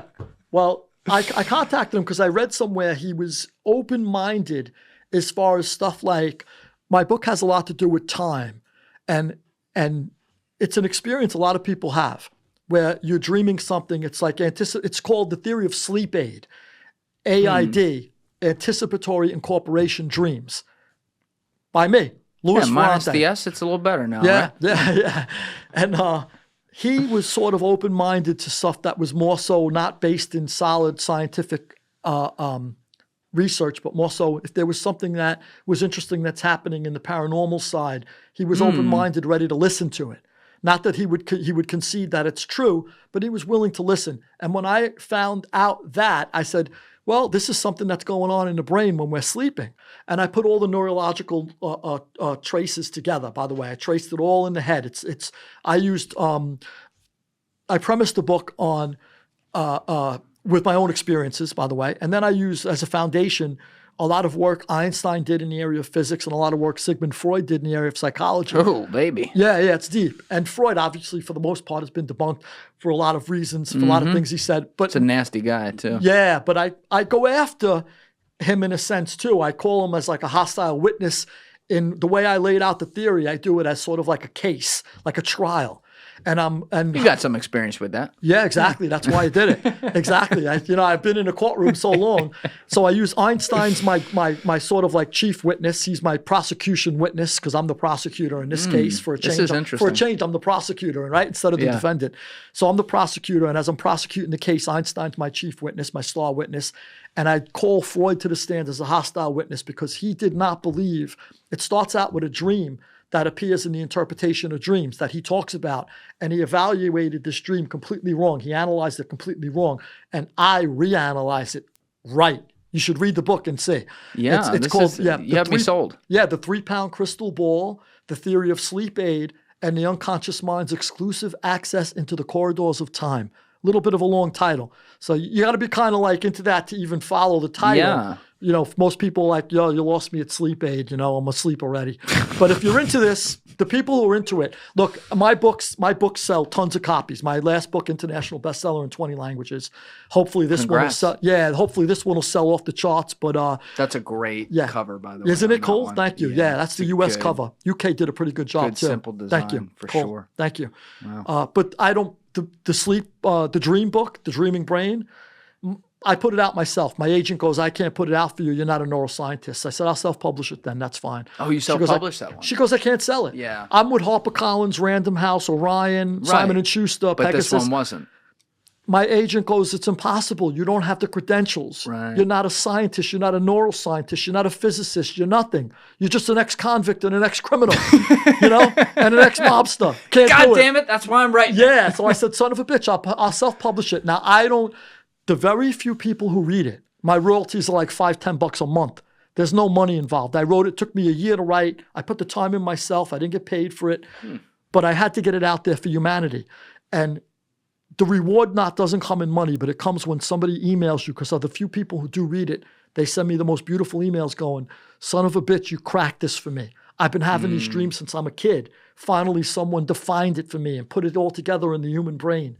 And so that's where my reward comes from. Yeah. That's very cool. You have a lot of different interests. I do. That's like you. Yeah. Well, I mean, like that's why I do this. Why we took to each other. But I'm saying, man, like, you know, it's crazy to think that when you're young and coming up, you know, one way to do things, right? You got it. This is the world. This is how I make money. This is how I move forward. Boom, boom, boom, boom, boom, boom, boom, boom, boom. Because you're kind of like obviously people could tell you're a fast-paced guy. Let's get to the next thing. But then you get a little older, you get some time to think about some stuff in prison, and suddenly you're like, wow, there's a whole other world out there. I've never sat back and thought about this. Yeah. Like, what was the latest you went to school? Like, did you graduate high school? Yeah, high school, that's it. And I never read a book in my life. You were still going to class during all these years, Believe it or not, I had a chop shop while I was in high school. I would literally go right there after high school. I drove stolen cars to high school. I mean, this is like totally like while I'm going to high school. I played JV football, and then I remember I made the varsity team and I quit because I was then too deep by then. So by junior year, I couldn't play football anymore. It's like, I got to get out of here. It's 3 o'clock. I got cars waiting for me. You know, the football field. Hey, ho, hey, poof, go, left, right, left. I'm going, I ain't got time for this shit. You know, who's got time for that? I got a chop shop sitting waiting for me. So, but my mother said to me, my mother's brother who was a hijacker, she goes, my brother never graduated high school. I think my mother did. But she goes, my brother never graduated high school. If she didn't, she wouldn't have told me. But she goes, my brother never graduated high school. Please, please, please finish high school and go to college. So I told my mother I'll finish high school, no promises on the college. So I did finish high school, even though I was doing all that already. So I made sure I finished. Now, having said that, I was literate. I went to high school. I got through it with C's and D's, no star student, but I never read a book in my life. If there was a book report, somebody did help me. You know, I'd get somebody to help me there was a nice girl who used to help me.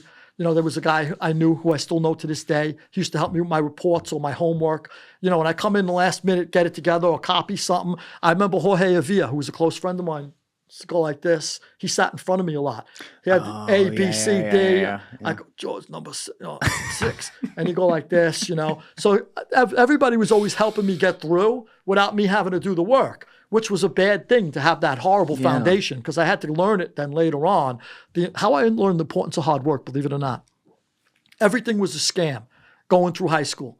Just get through. Never read the book, never did the homework myself, always scamming. Paid somebody to help me if I had to. Now here I am, I'm in jail, and I reversed my own case from prison. I went through 7 attorneys, hired and fired 7 attorneys. The late William Kunstler, the radical civil rights attorney, was my attorney. He was the Chicago 10 or Chicago 9, 7, and 7, 8, Malcolm 10. X, Martin Luther King, rode the Freedom buses. Yeah. Incredible man. We became close. He represented me on my first case. He died, unfortunately, but he was my first lawyer. I went through 6 more lawyers. How'd you get hooked up with him? Which one? Which member of the family hooked you up? Yeah, I went to see Kunstler. Actually, I went to see him, and he said, any friend of John Gotti's is a friend of mine. Oh, that's a good friend yeah, he goes, to have. come in. Yeah, he goes, come in. So he repped me. Yeah, he repped me. Yeah, tip my hat to him. But you were sentenced to like 13 years or something, but you only did 8.5? I faced life, and eventually what happened was the government offered me 20 years, and my co-defendants like 17, 18, because they were all less than me. I was considered the boss of the crew. How old are you? I went in when I was 25, and we fought our cases for 3 years. So I'm probably like between 25 and 28, we're fighting our cases. Wow. So what years is this? Like mid-90s? 94. I went in, 94. Yeah. And so I'm in there, and they're offering now, we're trying to get a plea because we know we can't try them. They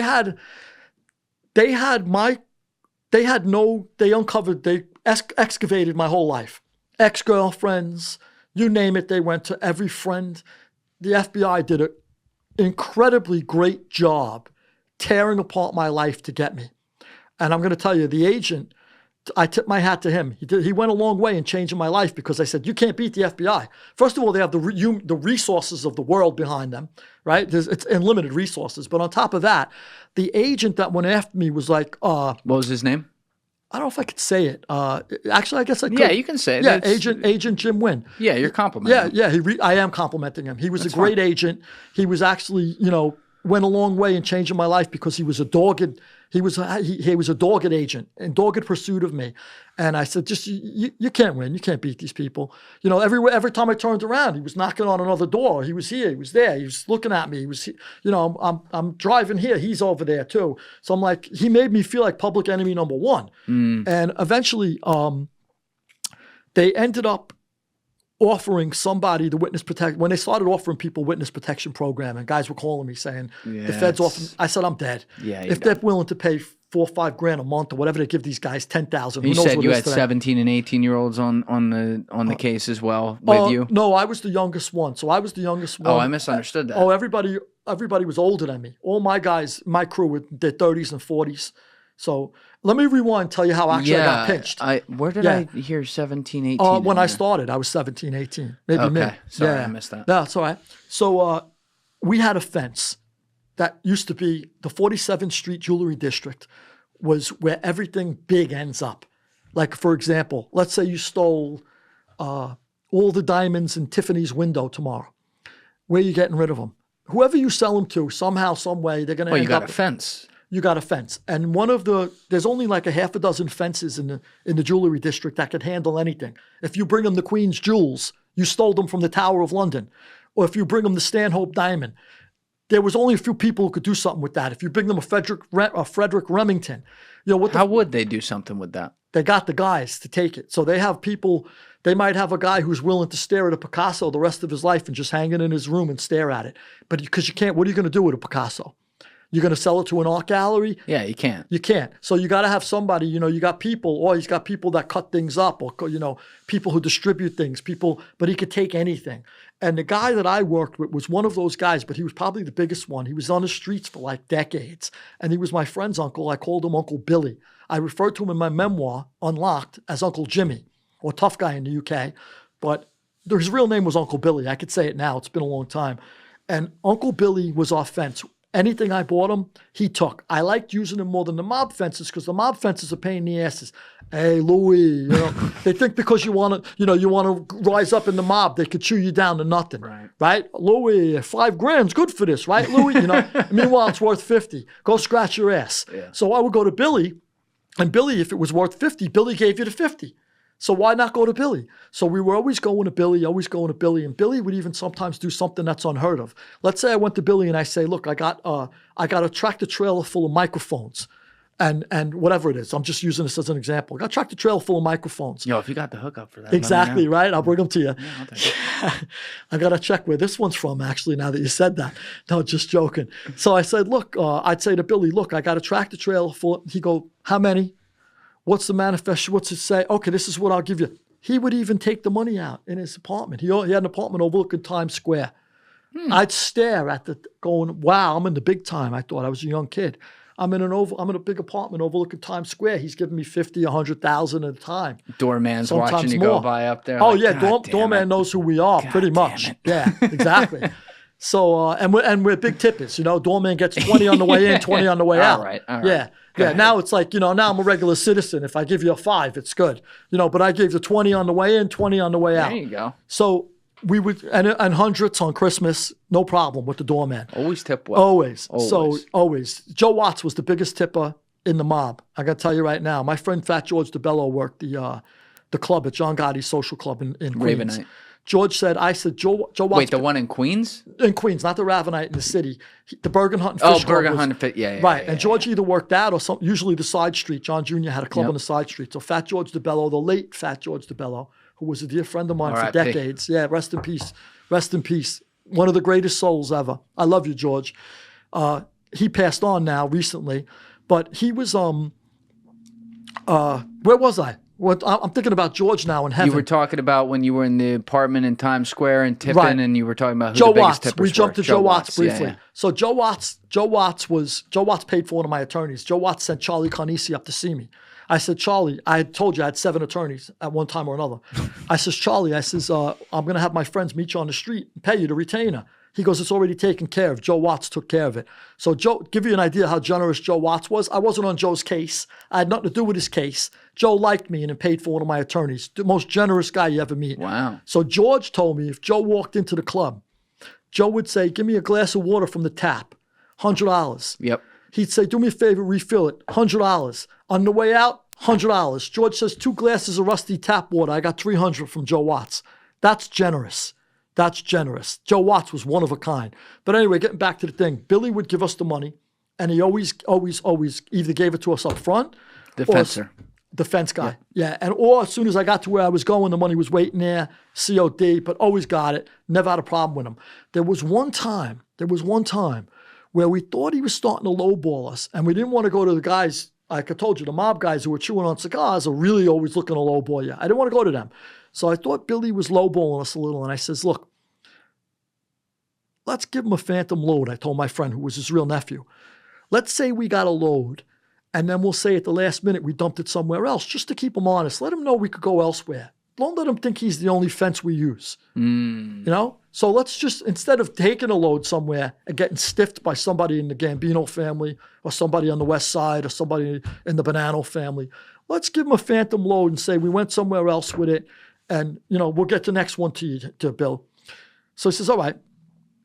So we floated the idea that we had this load. I can't remember what it was at the time. And then we said we went somewhere else with it. Done. Years later, I hit all these things. I'm doing armored cars. They said I did an armored car depot, et cetera, et cetera, et cetera. Years later, we get subpoenaed by the feds. This is when the feds start coming after me. They come to my house. I went out the back door. I told my friend, pick me up around the block. I left through the yards. I did the fences in the yards. He picked me up. We took off. I went to my friend's store. I'm in the store telling him I just got subpoenaed at my house. And somebody else, Lou, the feds are coming in now. I said, shit, they're here already? They know every fraud I do. I'm out. I went out the back door there. Eventually they got me. They subpoenaed me. When they subpoena me, they give a list of crimes to the lawyer, like a dozen things or something that we did, whatever it was. And all the trucks and stuff and the heist I recognized. Here's something interesting. Let me not give a spoiler out. Okay. Let me do it in pace. Billy, the fence, calls us and says, I got subpoenaed. So we says, oh shit, I did too. And by now my friend, his nephew got subpoenaed. So I says, we got subpoenaed too. He says, come to the city, we'll talk about it. I says, all right, good, we're on our way in tonight. So we're heading into the city, we're on the LIE, and we're approaching the Midtown Tunnel. And there was this eatery we used to eat at, this guy Bertino's. Bertino's mother used to do all the cooking. He was in like the Maspeth section of Queens. It was a big Bonanno stronghold down there. And he used to do his mother did all the cooking, and it was all homemade Italian food, like buffet style. If you wanted a plate, he'd make it for you. So I said, let's go to Bertino's and grab a bite. We might be in the city all night. And we can't go talk about this at the Cat's Deli or something, you know, where, this is something we want to stay in his apartment. Yeah. So let's go get a bite to eat, then we'll go in. So we're at Bertino's, and we're on our way into the city. And I tell him, I'm looking across from my friend, and I go, your uncle's the rat. He goes, what? I go, your uncle's the rat. What the fuck are you talking about, Louis? He goes, my uncle's no rat. Your uncle's the rat. How do you know? I says, they gave us a list of things, the feds, that they're investigating. All these trucks we did, all these heists we did. This one. You remember that one? No, we didn't do that. What was that? It was the phantom load we didn't do, that we told them we were going to do, that we told them that we had, and then told them we sold it to somebody else to keep them honest. Yeah. Only he would know about that load. He's the rat. Shit. Yeah, exactly. We never stole it. It was a thing we never took. So he goes, son of a bitch, my fucking uncle's a rat. So I go, yeah. Tough moment. Yeah, I go, if we didn't stop at Bertino's, we'd be sitting in the room now with wired. You know, the FBI probably be in the other room. Cameras on us, wired. Billy would be wired. We'd be done. So what'd you do? I go, call him up. Tell him we can't come. So see what his reaction is. That'll confirm it. So he calls him up. And he goes, we used to have these. That'll mess up all my arrangements. We had these cell phones that were bigger than this book. I don't know if you remember. It was back when cell phones first came out. Like the fucking Wall Street days? Oh, yeah. Like it was like, you got to lift it up. Yeah, you put it in your pants fell down. Yeah, they were huge. So he calls him up. Hey, Billy. Yeah. He goes, look, if we didn't stop at Patino's, we'd be in the house already. Go, we can't make it, he says. He goes, what do you mean you can't make it? You got to come. We got to talk about this. He goes, no, we can't make it. Not tonight. You got to come. We can't make it. When are you going to come? He's a nervous wreck. Yeah. They had to have him. Either he was wired up or, like I said, they must have had the cameras set up. We were going to be in the living room going through all the heists that we did. In the living room. You're done. So, look, now to the... Did you guys go whack him? No.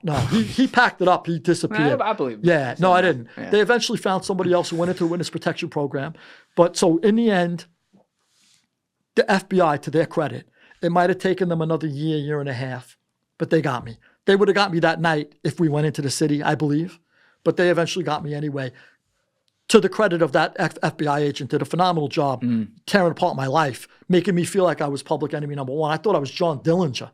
You know, I was like, well, who am I? You know, and actually, though, there was a little truth to me feeling like, from a Mafia perspective, they might have thought I was the missing link because during the week I was in Pete Gotti's house. My telephone toll records went back and forth to Pete Gotti's house every day. Where'd he live? John Gotti's oldest brother, Pete. Yeah, but where'd he live? In Howell Beach. Yeah, and I was close with his son, and him too, obviously. So my telephone toll records went back and forth. I saw all the toll records eventually, you know, when I'm facing trial. And then on the weekends, I got close with the Gigantes, Chin Gigante. Oh shit! You were just hitting the big hitters here. And that was strictly relationship. That was nothing to do with the mob.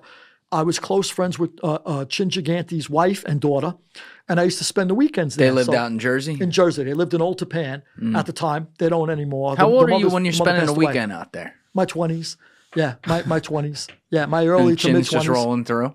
I'd come out. I'd say, Rita, I'm going to come by. Lou, come by for the weekend. So I'd go. Had he started the whole bathrobe thing at this point? Oh, he'd been doing it for years. I know exactly who he is. Oh, yeah. So it's wild. I'd put on his bathrobes and walk around the house. Oh, my God. Yeah. All the people out there who don't know about this, a lot of mob people, obviously, who study the mob know about this, but Vinny the Chin Gigante, legendary mobster, he like faked that he was crazy and he would walk around in a bathrobe with like, you know, a 5 o'clock shadow and have people like carrying him by the arm every day so that the feds would assume he was nuts, but it was all a joke. He was really a mob boss running the family. Exactly. Crazy. Exactly. So he's still flipping between his gumad in the city. That's correct. And Old Tappan in a bathrobe. That's correct. And pretending.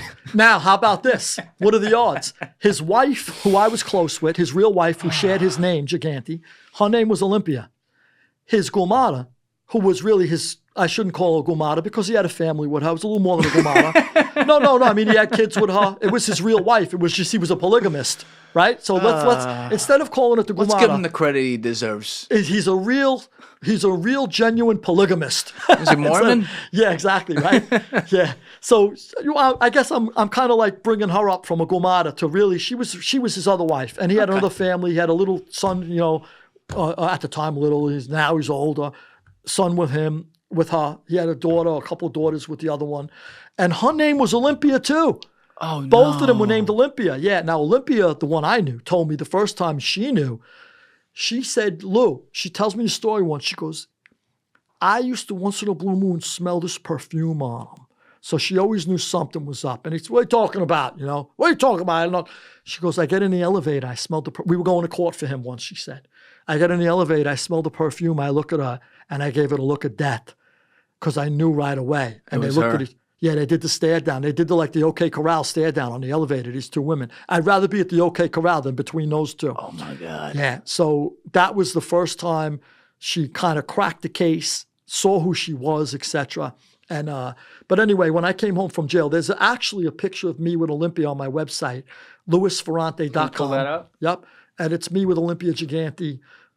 If you go to the gallery section on my website, lewisferrante.com, there's a gallery section. There's me with Olympia Gigante. She wanted to see me. Is she still around? No, she unfortunately passed on, but she wanted to see me when I came home from jail. So I went to see her, and it was her birthday party. I took a picture with her. And her daughter's a doll. Rita, I love. That's me when I was a kid. Oh, that's you? Yeah, first time I held the gun is on the left. Look at that head of hair. Yeah, some head of hair, right? You're like a year old. Yeah, exactly. Oh, my God. That's me on the left. On the bottom, that picture right there. That's you on the left? No, that's Ronnie Gialonzo on the left. Peter Gotti, Pete's son on the right, John Gotti's nephew. And then I'm just to the left of Pete's son. That's when I was a kid. That's you? Yeah, that's me. That don't look anything like you. Yeah, it looks like, I'm a bookworm now. Yeah, you look like... Totally different. Holy shit. Those are surveillance photos of me in California about to hit an armored truck. And then the picture to the right is a body shop. It's actually an abandoned building, was once a body shop. In Maspeth, it was a very big mafia stronghold. That's where we used to bring our hijacked trucks. The FBI took those pictures. That's me when I was one of my pinches. Do I look I look different there too, I was going to say, right? you were hitting the gym a little bit, no? Oh, no, that's in jail. That's I was doing 1,000 push-ups a day. Yeah, but even pull-ups. if you go up to that security footage picture real quick. Yeah. You look like a brick shithouse in that picture. Yeah, thanks. Yeah, I was always, You always lifting, you hit the bench? Yeah, a little you have bit one like, at the house Yeah, too? I had like the Italian laborers build too. Yeah, that's what I'm saying. You look like fucking Popeye. Yeah, and that's me in jail. That's me getting arrested. And that's you in Olympia? Right there? Yeah, exactly, right? That's me in Olympia, yeah. Yeah. So she wanted to see me when I came home from jail. That was her birthday party. And then she died a few years later. But she was a doll. Yeah, she was a really, really good person. That's something else. And when did you first, so obviously you were doing these hits and stuff and it was all your own crew. When did you first get sucked into like being a crew within the Mafia? Like when did they draft you? Yep, first round draft pick? That's exactly what it is. Yep, you nailed it. I'm hijacking trucks. And I've explained it this way before. I think it's the best way to explain it. If you open up, you have a show. You're getting millions and millions and millions of hits. Everybody loves you. You're making a living from this. At some point, if you don't pay your taxes, the IRS is going to come and go, hello, Julian. Are you planning to pay taxes at some point? Because we'd like to know what's going on. And you're going to have to then figure out how you're going to answer to the IRS. Well, that's the government. The underworld government is the Mafia. So if you're hijacking trucks and you're doing it for a while, eventually they're going to get wind of it and they're going to go, okay, who you with? Who you paying? Who you kicking up to? Who you kicking up to? You're just running around the streets wild, you're going to end up in a trunk. So, and it's not something that you running away from. It's something you want. You want that. You're in with the mob. You'll become bigger. I got better tips. I got better, I'm making more money now. I got protection. I got a beef. I hijacked a truck out of Kennedy Airport once. The trucking company belonged to a guy with the Lucchese family. Guy wanted to kill me. It goes to a sit down now.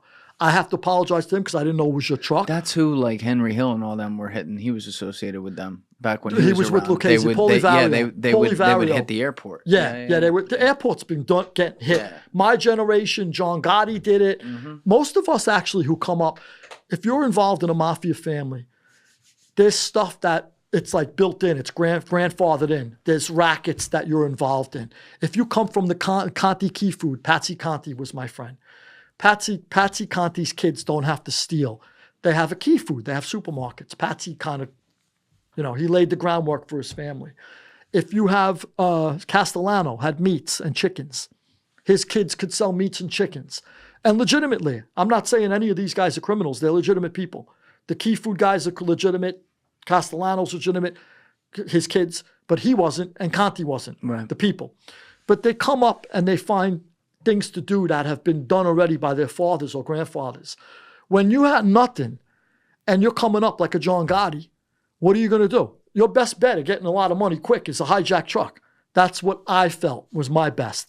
Actually, I wish I stayed with the cars because when I ended up getting pinched for all the heists and hijackings, I'm facing life.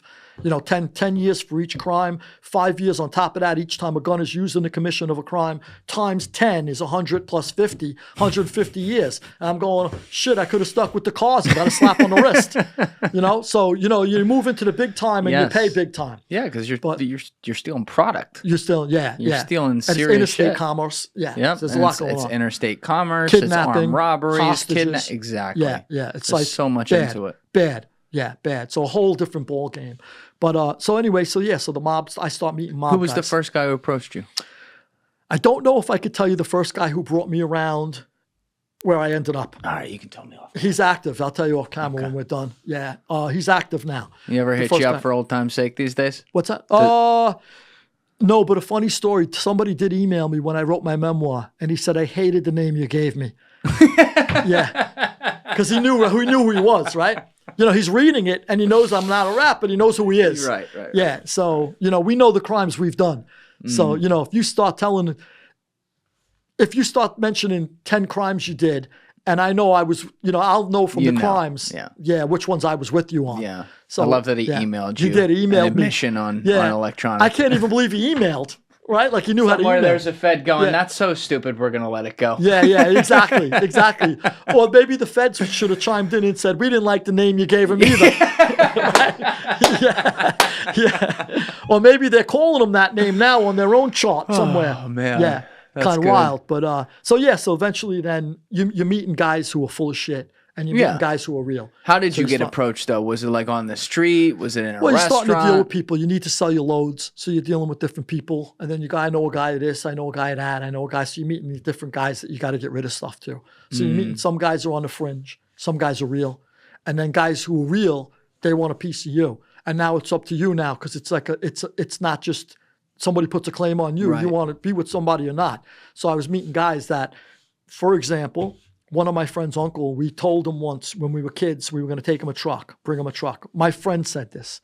And then after we hijacked the truck, I didn't know actually that he told him we're bringing him a truck. I had already arranged to bring the truck somewhere else. This was before Billy.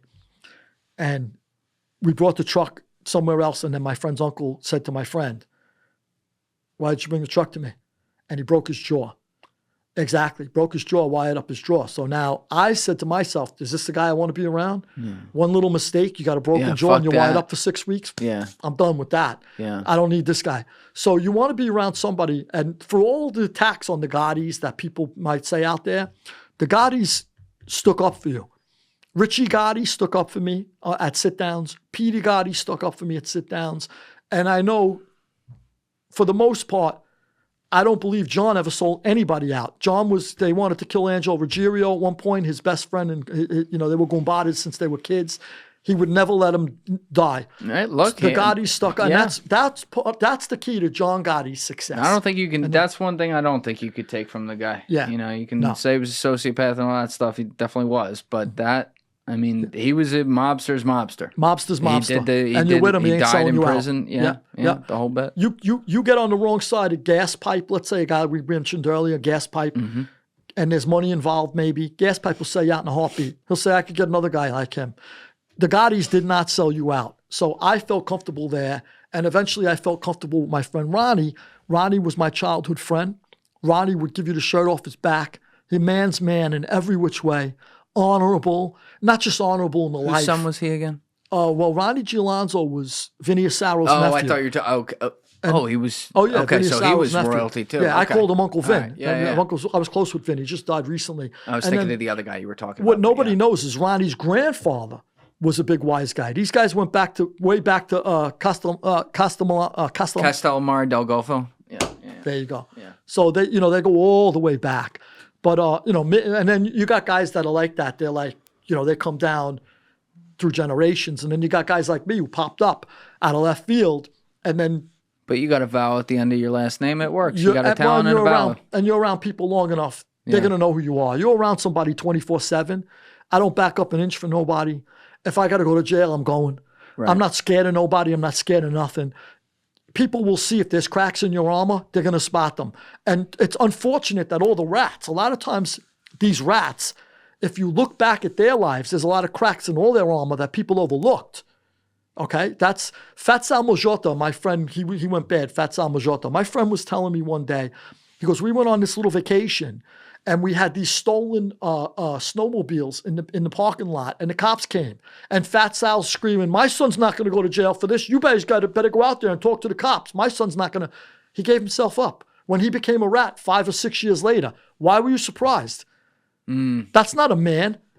My son's not going down for this. You better go down. My son's not. What are you saying? Your son stole the snowmobiles with the other guys. Why isn't your son going down for it? They all stole the snowmobiles together. If your son's got to go down for it, your son's got to go down for it. I would have said, this guy's bad, whack him. Like something's up with this guy. Well, if you go back and you look at a lot of these guys, Sammy the Bull Gravano, let's take him. Okay, if he kills all his friends to steal their businesses, why would he have a major problem with taking a stand and putting his friends in jail? Exactly. It's easier. But he also he would make excuses for stuff and say, no, that guy was a rat. Right. Stuff. Right. And then you'd be like, oh, well, I guess he was. Right. Oh, I wonder why he has that huge business Or now. he talked bad about, he'd go to John and he manipulate John. Louis Melito talked bad about you. He's talking subversively. And then they clip Louis Melito. John should have been more on top of that. John should have spotted it. John was a little too egotistical and might have had his head up his ass a little for certain things like that, where he should have spotted things that, a lot of times, look, I was around Pete Gotti's son, who you saw in the picture. A lot of times people would be around him and kissing his ass, and they'd say, I like that guy. But I saw the other side of the guy when you're not around. So I'd say, well, be careful. I see him when he's at the bar and you're not around. He doesn't have somebody around him that he has to impress, or your father's not around. So what's interesting, too, is I was in the house by fate. I was in the house eating either pizza or Chinese food in the living room when Big Pete came home and said, he had a long face. I said, what a long face? He says, oh, shit. I said, who died? He says, my brother, Sammy went bad. That was the first anyone ever heard that Sammy went bad. Pete was called by the lawyers when the lawyers found out, and then Pete had just left the lawyer's office and came home. And I saw he looked like he had the weight of the world on him. Well, you're done once that guy goes bad. Yeah, done. And I remember saying to the kid, I said, bullshit. I said, he ain't going bad, Sammy. It's one of those things from The Godfather when he takes a stand, then he throws the case or whatever. He's going to help John. It was beyond my thinking because I could never rat. I could not imagine anyone else being a low, yellow-bellied, cowardly little rat that wants to just save himself and throw everybody under the bus just to save his own ass. And not just John. He convicted 30, 40 guys, Sammy. Guys he said, oh, they're my friends, but I got... And then he tried to say, well, I played chess with John and I won. You didn't play chess with John. You played chess with John and 30 other guys that didn't have a say in the game that all lost because of you. So, he's whatever. We know. It's all out there now. Yeah. Yeah, and the other thing is here, Sammy's also the prototypical prime example of the guys who ratted and now monetize that and go out and talk about it. And look, I have mixed feelings on this stuff. You obviously, through your own experience, have your opinions on anybody ratting because you didn't do it yourself and you were able to leave the life and go about your own way afterwards. And I think that's commendable. But real quick, you didn't have a wife and kids when you went away, right? I did not. Okay. I had no wife and kids, which made it a lot easier. That's what I'm saying. I think there is. And I'm not, I'm not getting involved in the world you came from and everything and making my opinion mean much. As a layman from the outside, I think there is a calculation that goes in there. If someone's facing 30, 40 years, they got 3 kids at home or something like that, and they know anyone else will turn on them, they do. But Sammy the Bull, what do you think of when you see maybe him specifically go out and talk on all these documentaries, all these podcasts, and go through all the stories? Obviously, I hate him. So, that's first and foremost, right? Let's get that on the record. Yeah, just put that on the record. I think it's despicable. I think every single moment of his life, he doubles down on the disgraciad that he did when he ratted. When he turned, here's a guy. Once again, if he's innocent, you get caught for something, you're not involved in the life, you didn't take an oath, you don't know nobody. Yeah. Yeah, you do what every other citizen should do. You tell what you know and you move on with your life. I get it. I get that. But if you're involved, if you're committing crimes with people and here's a guy who killed all those people, and he stole millions and millions and millions of dollars, and now he's caught. He just doesn't want to pay for it. And that's basically what it came down to. It was nothing else. It wasn't, well, John said this on the tapes. You were fine. You were carrying the umbrella over John's head. You were fine with John. You had no problem with John. You knew what John was about. Everyone knew what John. We all knew what John was about back then. John walked in a room. He had his head barely get through the door. He had such an ego. Mm-hmm. You only realized that after you got pinched? So come on. You know, it's just a lie after lie. I remember Joe Watts. Joe Watts was going to, he had bought a house down in Siesta Key on the west coast of Florida. And it was his dream house. And I remember he said to me, I was talking about talking to Joe about the house, and he says, Sammy the Bull took that house away from me. Obviously in his freedom eventually too. But I never forgot that. What does it have to do with Joe? What does it have to do with all the other people he put in jail? Ozzy, I mentioned Orazio Ozzy Stantini earlier. Bobby Cabert. He ratted on all these guys. And then he supposedly says, well, I played chess with John. I had a thing with John. I didn't like what John did. Okay, how about Frankie Lowe? Frankie Lowe hated John too, but Frankie Lowe didn't say, I'm going to rat him out. You know, so he's just a worm. He's a worm of a person. I haven't looked at his case in a while, so refresh me on this. But were there other people involved in that particular case that went down in 92 that he was then the witness in that he was concerned were going to rat on him? I know John wasn't that guy, but were there other guys? Well, basically what he claims and what makes sense is there was a lot of tapes that were from the apartment above the Ravenite. Yep. And on those tapes, I always call it the Ravenite. Yeah, sorry. Ravenite doesn't, it's actually, from what I understand, it was named after, a lot of people say Edgar Allan Poe was a favorite of Carlo Gambino's favorite poem. I'm not sure if that story's right. I heard Armand Delacroix. I'm sorry. Neil Delacroix. Neil. I'm sorry. Armand was his son. Armand was his son. I heard Neil Delacroix had a friend, Rava, who was killed by Carlo Gambino when they took over the family. And when Rava was killed in the night, supposedly, this is what I understood it to be, Neil named it the Ravenite after Tommy Rava. His name was Armand Tommy Rava. Before my time, this is what I was told. Right, a friend of mine was Neil Delacroix's nephew. I was with him on Staten Island recently. So, you know, I mean, this comes from good sources, too. Of course he was on Staten Island. Yeah, exactly, right? Yeah. So anyway, he's like the shit underneath your feet, Sammy. Mm. You know, that's how low he is to me. You know, and now, you know, to monetize it, what else is he going to do? How's he going to make a living? He's got to. So, you know, look, I'm trying to make a living from my past life. If he is, okay, it makes sense too. But I left with, with honor. I bump into guys that know me my whole life. I face life. Nobody has a problem with me.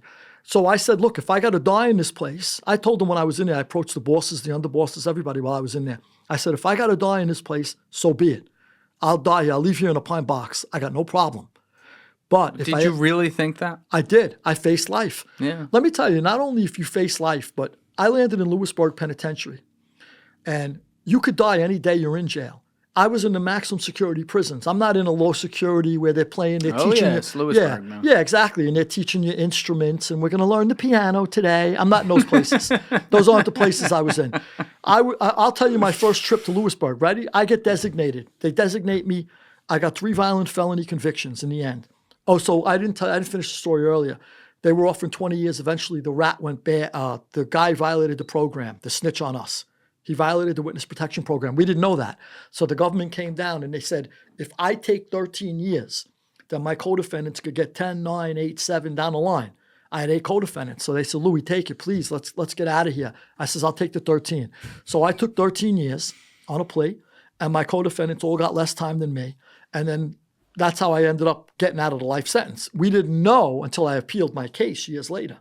I had 6.5 years in before I won an appeal on one of my cases. And that's when I learned that the guy had violated the witness protection program, was thrown out. They never had a rat against us. Wow. So we didn't have to take nothing. And they have to tell you that, right? No, not necessarily. They don't? If you're pre-trial, until that guy's got to get on the stand, they're not going to disclose that. So, well, maybe not who he is, but they have to say they have like that he violated the program and we threw him out? No way.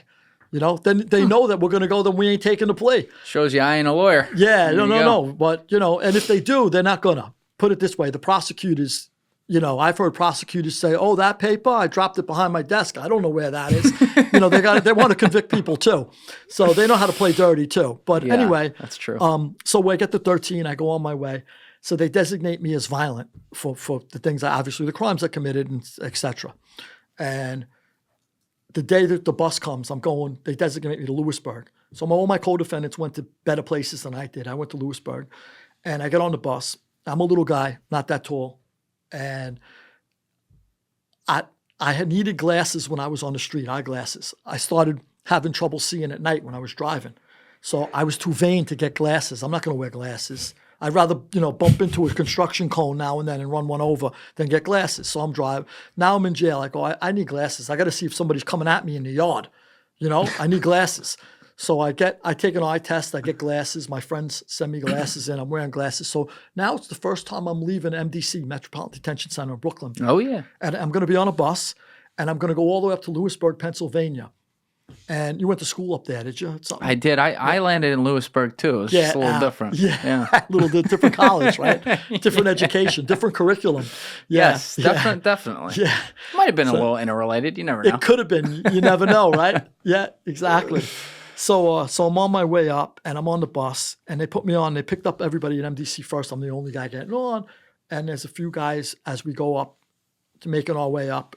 The bus is picking up people along the way. MCC, we picked up a couple people from state holdovers or whatever. The states Nassau County used to take overflow from the feds. And now we've finally got a full bus and we're heading up to Pennsylvania. So I got my glasses on. I'm taking in, Stay close to the mic, by the way. Yeah, sorry. I got my glasses on. I'm taking in the scenery. And for the first time, I've seen the outside. I've been stuck inside this holdover, Metropolitan Detention Center, for 3 years while me and my co-defendants were fighting our cases. So it's the first time I've been out. I had literally skin peeling off my cheeks from the fluorescent lighting. I haven't seen the outside. So now I'm in awe of the outside, and we're going on the expressway and stuff. So all these guys are talking, and all these guys that got on the bus covered in tattoos. Like you saw my show for Discovery Channel when I did his Alco prison in El Salvador. These guys were tattooed head to toe. Yeah. So these guys that are tattooed head to toe were getting on the prison bus, and they were all big, muscular guys, And I was kind of buff myself, but I'm in this oversized jumpsuit. You can't tell, if I had any muscle to me, you weren't going to see it. And it's they don't make a size super small for me. So I'm like, okay. So I got this oversized thing cuffed up 15 times. The cuffs on the pants have cuffed up 25 times, and I got the glasses on. I'm the least threatening guy on the bus. All these other guys, whether they're tattooed head to toe, gold teeth, the teardrops because they killed a friend, tattoos on the knuckles, etc., scars. They're going, yeah, I'm going to Lewisburg. I'm going to kill somebody as soon as I get there. Yo, that's gladiator school. This is what I'm hearing on the way up. Yo, I don't know how many bodies they got out of Lewisburg the last few years. They've been piling up bodies there. I'm going, shit, where am I going? Where'd they send me, right? So we finally get all the way up to Lewisburg, and they're talking about this place like it's, we're going to Dante's, the 9th or 10th circle, whatever. I think it's 9. It's 10th, maybe the 10th or the 11th or the 20th circle of Dante's Inferno, beyond what Dante could think about, his circle of hell. So I finally get up there. These big steel doors open. Bus pulls in. And these guys come out with this mirrored sunglasses, right out of the Cool Hand Luke movies. Shotgun on the shoulder, sunglasses, tinted sunglasses, mirror sunglasses rather. And a guy gets on the bus, and he's got a clipboard, and he goes, everybody on this bus will be going into Lewisburg holdover isolation unit. You're going to be staying in Hole for either a few days to a week, maybe 2 weeks before you're transferred to low or medium security prisons. He goes, I got one for the max, one for the pen. Ferrante? Oh, it's a son of a bitch. They were all bullshitting.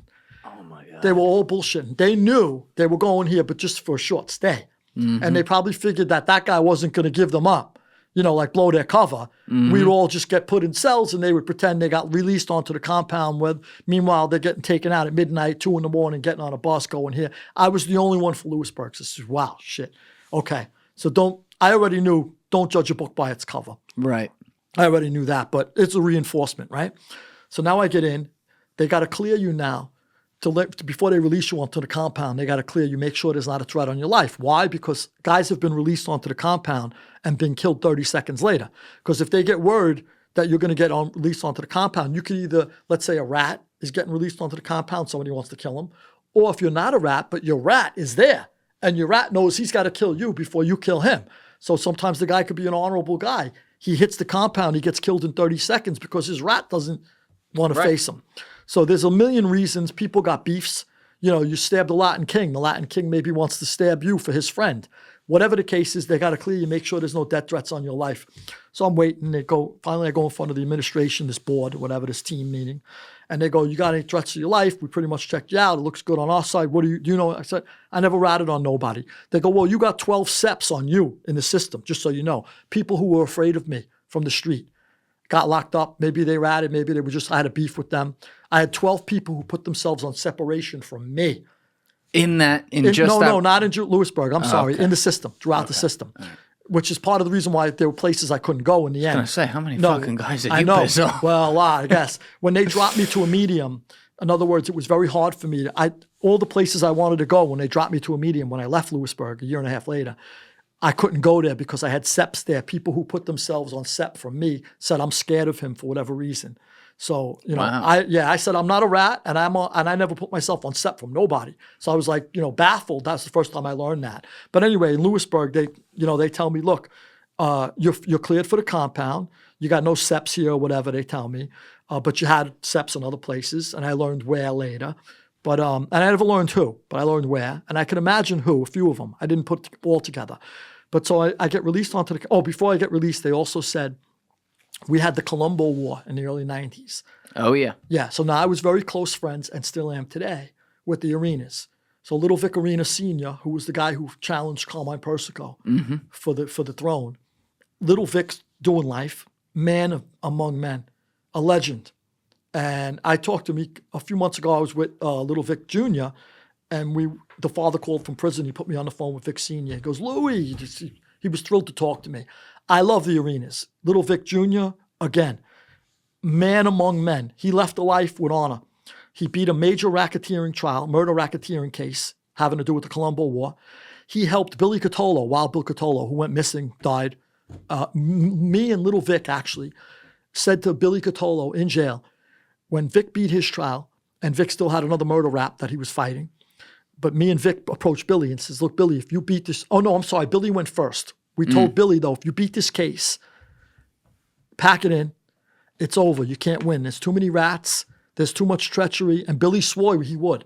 Billy didn't, and then he disappeared. He got killed. But that's besides the point. It's another story. But anyway, Little Vic did all the digging to dig up all the stuff all the misdeeds that the government was involved in with Gregory Scarpa.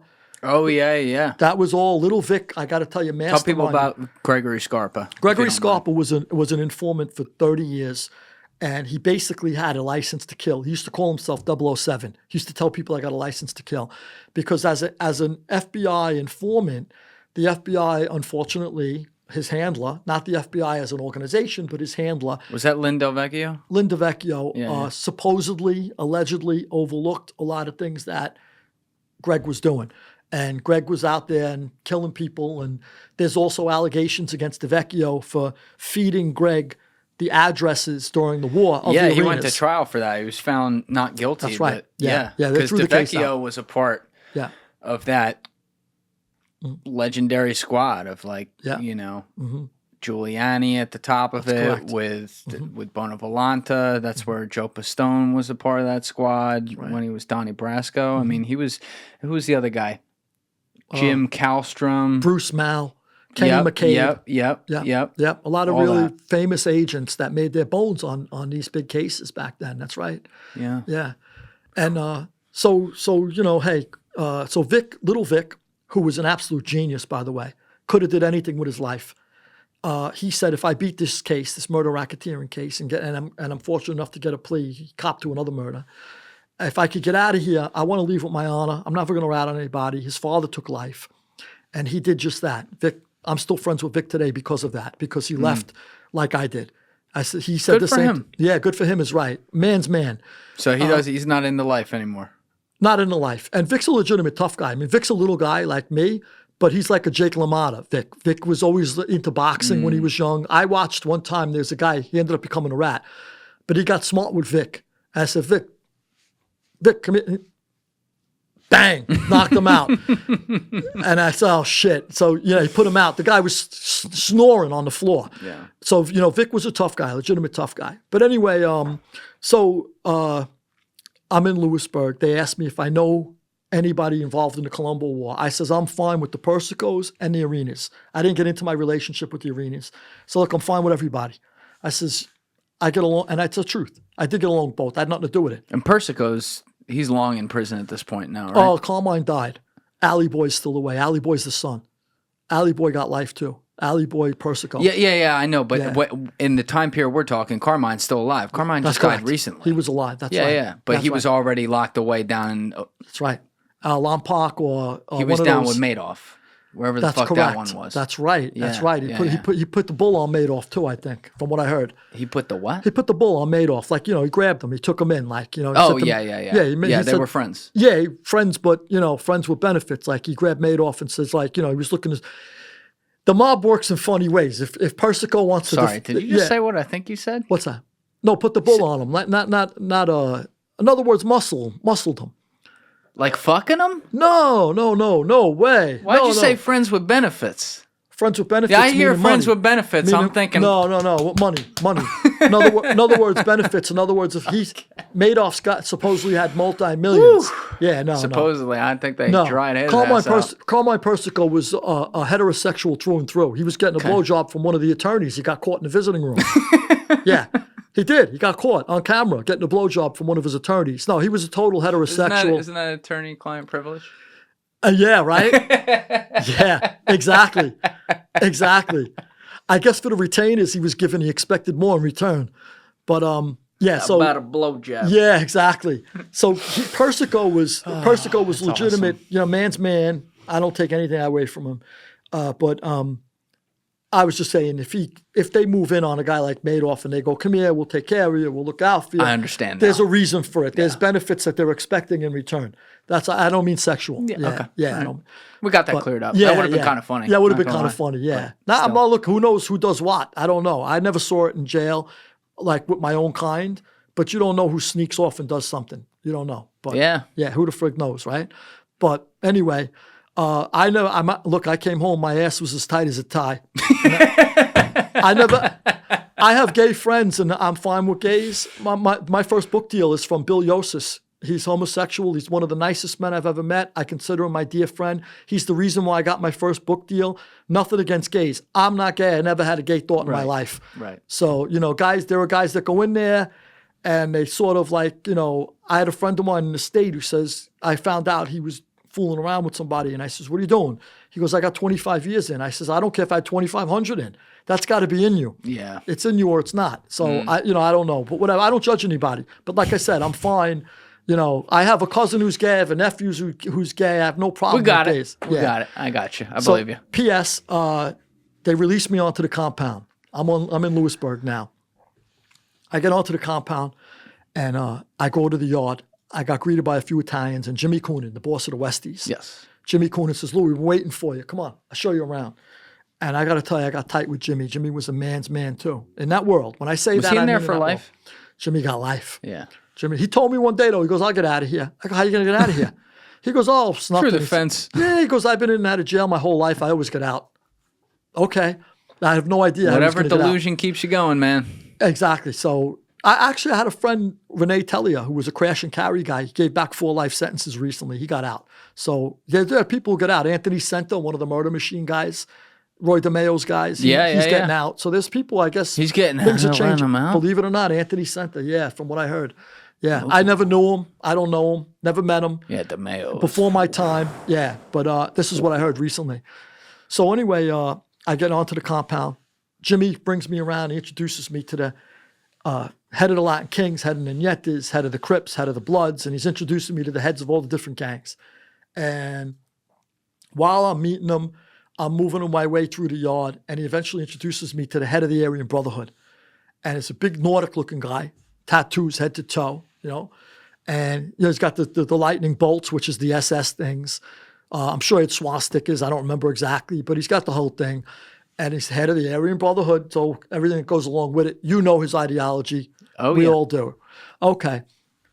Eventually, it starts to get dark in the yard. Now, he's talking to me, the Aryan Brotherhood guy, when Jimmy introduced me to him, as calm as I'm talking to you now. Not an ounce of anything in his stature that would alert you to that something he's planning very shortly. Like usually if I'm planning a heist, not that I'm jumpy, but you'd probably know I'm ready to do something. Yeah. You start to get that, you're ready to do You're something. Tight. Yeah. Yeah, you're starting to get wound, right? Nothing like that.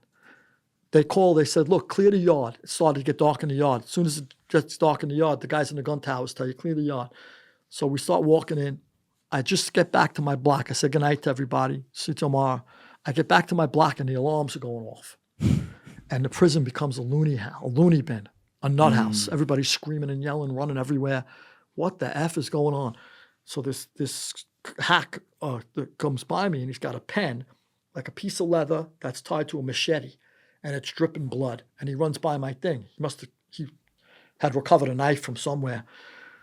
So what happened was that guy that I was talking to in the yard went in to his tier block, I think it was A block, and he stripped down to his boxer shorts and handed out machetes. And they said they had a hit list of black Muslims. Apparently the Aryan Brotherhood was warring with the black Muslims. And they don't say.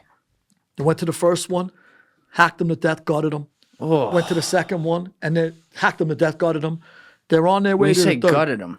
Apparently they took, they took the machete and they were stirring a pot of soup, in the stomach, So they go to the next guy, and they showed me pictures of these guys dead the next day, and they look bad. So they go to. They look bad. They didn't look good. They didn't look like They didn't look like a mortician prepared them for the wake. They did not look good. So and they asked me, do you know these guys? How would I know? I just landed here. I just got here yesterday, fellas. Thank you. And they ended up, and they had a hit list of 6 guys, but the cop pulled the pin. They call it the deuces, hit the deuces, or they pulled the pin. It's like the panic button. They wear a body alarm, and they hit it and ran. And then the Aryans just started stabbing every African American that they could get their hands on. Oh my God! Because they went off script then. They couldn't get the rest of the hit list. How many people are in this section of the prison? Every block's got a couple hundred guys, maybe $120 or something. Every housing block. So maybe there's 1,000, 1,200 in the whole prison. 10 blocks, I guess 100 in each one, right? Give or take. I never sat there and did a head count, but that was my first day in population. My very first day in general population. Baptism of fire, baby. Baptism of fire, yeah. So I figured it don't get worse than this. Better it happened now, And then I would call home. My father was still alive. I lost my mother. My father was still alive, and he'd go, how is it in there? Now, my first phone call, right? Oh, I don't know, Dad. Yeah. My first phone call, they strip us naked. The goon squad comes in. This was interesting. The goon squad? We're locked in. They call the goon squad like the guys who were dressed like big goons. Yeah. They look like, when they wear the dog uniforms to train the German Shepherd. They got the full mask on, all that. Well, these guys came in with machine guns, which obviously didn't shoot bullets because we're in a prison, but they must have shot rubber bullets probably. Maybe bean bags, probably rubber bullets. I didn't stare at the guns, but they came in, they filed into the tier block, and they said, look, the prison's on lockdown. You've been listening to the helicopters above. We have maximum authority from Washington to use maximum force. We have authority, rather, from Washington to use maximum force. Does anybody know what that means? Who's going to? Oh, yeah, I know what. Nobody answers, right? And he goes, that means we can kill any one of you and get away with it. Do you understand? None of us say anything. And he goes, okay. He goes, we're going to eventually give you guys phone calls, and hopefully we get this place back running at some point. And they backpedal out of the place, So that was like, they're letting us know, you guys go off in here, you're all dying. Yep. So then they eventually take me to the phone. They strip me down to my underwear, I guess to make you vulnerable. You're probably less inclined to fight if you're naked. So they strip me down to my underwear. They take me, they got a baton in the back of my head. They tell me to dial. I got one phone call. I call my father. How is it in there? How is it in there, Louis? I said, that's great. You know how the club fed thing they talk about, right? You heard that. That's what it's like. That's beautiful in here. No problems? None at all, Dad. None at all. I don't want to put his mind at ease, right? Yeah. None at all, Dad. He says, you sure? You wouldn't lie to me, right? Never, Dad. It's beautiful in here. I met all my old friends. I says I haven't seen in years. I says everything's great, Dad. It's a fucking reunion. Yeah. He goes, all right, let me know when I could come up and visit you. Okay, Dad, I love you. Okay, good night, Louis. I love you, Dad. Good night. I said, wow, this is where I'm going to be, though. 13 years. Yeah, 13 years. So eventually I reversed one. I got out of Lewisburg after like a year and a half. Where'd they send you? They dropped my security. That's when I found out concrete, because the first time they told me you got SEPs, I was like, oh, SEPs. That's when they told me people put themselves, they explained it to me. You can't go to this prison. You can't go to that. Why can't I go to Fairton? Why can't I gotta go to Dick's? Why can't I go? People put themselves on SEP. You get to play like fantasy lottery for fantasy draft prison? They ask you where you want to go, and then they put you where they want anyway. Yeah. And that's exactly what they did. So they shoved me in Otisville. Oh, you went to Otisville. Otisville, which turned out to be the best place I could have went. It was like, that was like Club Fed. Yeah. That was a sweet, it was like. That's where Louisa was teaching the gymnastics classes and stuff. Yeah. In Otisville, I'm pretty Really? sure. Yeah. Could have been. They had stuff like that there. Yeah. He was teaching all that. Yeah, you could take a computer class. You could take the guy's smoking pot. I go, how the fuck is he smoking? He's got it on the visit. They go, no, he's growing it. I go, what? They go, yeah, he's the landscaper. He's an inmate who's the landscaper. He grows pot behind those big bushes. That's awesome. I go, you got to be kidding me. So that was the first time like I was in a nice place.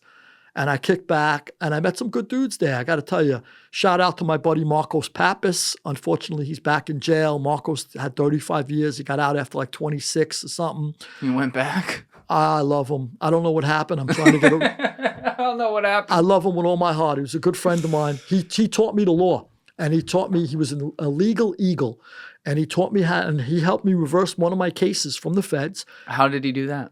Well, there was a technicality that, okay, my lawyer, after I pled out, the lawyer filed, I think he filed what they call an Anders brief. I can't remember the first brief he filed, waiving my appeal. And then, by the grace of God, a crazy thing happened. The appellate court sent it back to the lawyer and said, you should review this. So now I figure, okay, if my lawyer is such an imbecile that he didn't file appeal and didn't spot something that the appellate court's telling him to look for, I better look on my own. So I end up with this guy, Marcos, selling with him. And he says, look, we could figure it out ourselves, he says. Forget the lawyer. We'll do pro se. And then he teaches me the law, how to read law, how to study case law. And I became like a legal genius myself. And eventually, besides getting myself out, because I knocked out that FBI case, the heist case, on a technicality, not to the FBI's discredit, but to the prosecutor and the judge, they accepted a plea where there was issues with the plea. They were supposed to ask me certain things. They did not ask me. Oh, they were in a rush to get me in and out of the courtroom. I kind of threw them off because when I went in there. Ain't that amazing? Someone can have a quick lunch and need to get somewhere and they fuck up someone on years of their life. I think God was with me because by then I had changed my whole life around. I was reading 18 hours a day and maybe I was ready to go home. I feel like there's a higher power at work here. Like, because when I needed to go to jail, nothing could keep me from there. Did you have any inclination to go back to your old life? No, not once I changed my mind. Once I shifted my mind and I was educating myself, I was reading books about history. Was that more over time, or was there a one moment light bulb moment after a while where you're like, oh shit, I don't need this? Great question, because it's both. And one was my mind started to see things differently, because I told you, I had mentioned earlier, I'm going, oh shit, a lot of these guys did not have to die. That bothered me. To hear that maybe someone was whacked and didn't have to be whacked. I understood. If you got to go, you got to go. I'm with that. I'm all right with that. But not if I don't like you, or I want your money, or I want your wife, or I want your girlfriend, and now you got to go. I'm not with that. I didn't sign up for that. So I was starting to feel like this is like a lot of crap here that I didn't sign up for. So my mind is already turning. Then what happened one day was, that's the gradual, like you said. And then the pivotal moment, which you asked me, which one is it? I'll tell you now, the pivotal one. The pivotal moment was, we come back from these visits and there was this SOB guard who used to make us wait to go down on the visits. He didn't call us as fast as he should. And you got your family waiting downstairs to see you. They're waiting on lines for 2 hours. They finally get in. And you got, instead of a 2-hour visit, maybe you got a half hour left because this jerk didn't let you go down on time. So everybody's livid. We come back from the visit and I'm living with all these old timers. And it was a dorm at the time in holdover pre-trial. And I'm in a dorm and I'm living in the first row with these old timers. And there was an old Sicilian gangster. He was straightened out. I'm not going to tell you his name, but he was straightened out in Sicily. and he was straightened out in America. Oh, shit. Yeah, exactly. And I asked him one time, I will tell you, I says, who are you loyal to? He goes, oh, I'm here, I'm with them, or when I'm over there, I'm with them. so I go, what is it for them and them? I had a beef, and he didn't want to talk to me about it. You know, you'll no worry about it. Exactly. Yeah, let's make it a sauce. We used to make sauce with V8. Most delicious sauce I ever had. A Sicilian can make a sauce with a V8. Come on. My mother would have spit on the floor. She would have told me I'm lying. I'm telling you right now, by the time they got the crushed tomatoes, it was just the base. No. You'll never believe it. That's cap. Sorry. I'm swearing to you, and I grew up on sauce every Sunday. Yeah. You make a sauce with V8 in it, I'm kicking you the fuck out of here. Sorry. You never know. I can't believe. Yeah, I would know. I'm convinced I would know. So maybe I was delusional in jail. Yeah, my grandma, if she listens, and she listens sometimes, she probably is definitely listening to this one because it's about the mob. She's kind of a heart attack hearing that. Well, we would have a bushel of crushed tomatoes that they used, but they would. It's hard to explain, and we had garlic straight from the kitchen. Eventually, we bought the whole place. I was gonna say, like, at what point is it like Goodfellas? Let me go back to the guard. Okay. That we were. No. But I'll rewind for a second. Yeah. You can go back to the guard and then come back to this. Okay, then we'll tell you how we bribed the guards. So the guy throws an apple. The guy throws an apple at the guard. He goes, "Are you punk?" It's in English, but with a Sicilian accent. And it bings, it slams off the guy's head, breaks in a million pieces. The guy turns around. And he sees all guys that are 60, 65, and he sees a kid, me. So when the goon squad comes up, he calls the goon squad. He comes up and he points to me. He figures I'm the guy who threw it. Why would the old men do it? A kid did it, right? So what the fuck? Yeah, they take me to the hole. They rough me up all the way to the hole. Now I'm in the hole. They give me no clothes. I'm naked in the hole. They finally give me a jumpsuit. No pillow. No mattress. I'm laying on a steel bunk, ice cold. And before I got my jumpsuit, I had to go to bed naked before I got a jumpsuit. And I remember putting my hands over my pishadil, figuring, it's like it's an instinct, I'm sleeping here. People are looking in the window at the guards that they make their rounds. So eventually I got my jumpsuit, and then I still had no mattress, no pillow, and the lieutenant would come over, and he must not have said it was me. He must have figured it must be him, because they kept asking me, "Did you throw the apple?" If they knew it was me and the guy said it was me, they would have had me, right? Even though I didn't do it. His word would have been enough. So he must not have said it, because the lieutenant would come by and he'd go, "Did you throw the apple?" I say, "No, I didn't throw the apple." "Well, who threw it?" "I have no fucking idea." "Go find it. Go do your homework, Sherlock." So now, and he would talk to me through the reinforced glass. So now he says one day, he goes, "No food for Ferrante." He goes, "No food for Ferrante. No food." Is that legal? Probably not. Yeah, it's not legal. Probably not. What are we going to do? File a brief on toilet paper? So, what are you going to do? So I'm like, okay. So he goes, "No food." So now I'm starving. You miss one meal in jail, you're hungry, because the meals suck to begin with. You finally are acclimated. I'm having V8 sauce, right? So I acclimated, right? So now I go, okay. There was a Spanish guy who would come out of his cell. He was in the hole with us, but he'd come out of his cell, sweep the whole corridor, and he would collect the trays if you did eat. So I go, amigo. I'm yelling through the crack in the door. Uno momento. Vieni qua, Italian, I don't know, Spanish. Vieni qua. Man. He gets it. I said, I'm starving. Give me something. So he goes like this, and he brings me bread, puts it under the door, dirty. It's a slight thing. Half the side's all dusty. The other touch the door. I ate it. Then he gives me jellies. I suck them dry. So I says, I'm eating now. Fuck that lieutenant. Excuse my language. I think I cursed already in here. Yeah, you're doing fine. All right. So he comes around the guard the next day. So now I know I could eat. I got my amigo over here. He's going to feed me. So he goes, "Hey, you hungry?" He says. "Who threw the apple?" So now it's through he opened the food slot. So it's through the food slot I'm talking to him. He goes, "You want your tray, huh? You hungry?" I says, "I didn't know who threw the apple." And another thing, and I reached through the thing. I grabbed his tie, and I yanked it. I thought I was going to choke him. I was going to fix his ass, right? And it's a clip-on. Oh, no. It was a clip-on. I just wanted to bang his head against the door. So I end up throwing the tie back at him, and I said, "It's a clip-on, you son of a bitch." He looks up at the glass now, and he goes, you think we'd wear, he grabs his collar, you think we'd wear real ties with you animals in here? He says, really? Look at yourself. He says, you're an animal in an effing cage. And he walks away. And I said, son of a bitch, I guess I'm not being charged with assault. By the way, I thought I was going to be charged with the apple, so I didn't care if I grabbed him by the tie. Mm-hmm. You're going to charge me, let me do something. Right. Right? So now, that was the first time that animal statement. And I said to myself, I'm in a cage. And as if this big cage isn't enough, I'm put in a smaller cage. I'm in a cell within a cell, within a prison, because of behavior. Whether I did it or not, I've done other things. I'm an animal. Whether I did this particular thing or not, which I didn't, mm-hmm. but I'm an animal. I'm in a cage within a cage. And my mother didn't raise me that way. I told you I used to kneel next to the bed. I used to pray at night with my sister. My mother taught me there was a God. My mother begged me to do things right.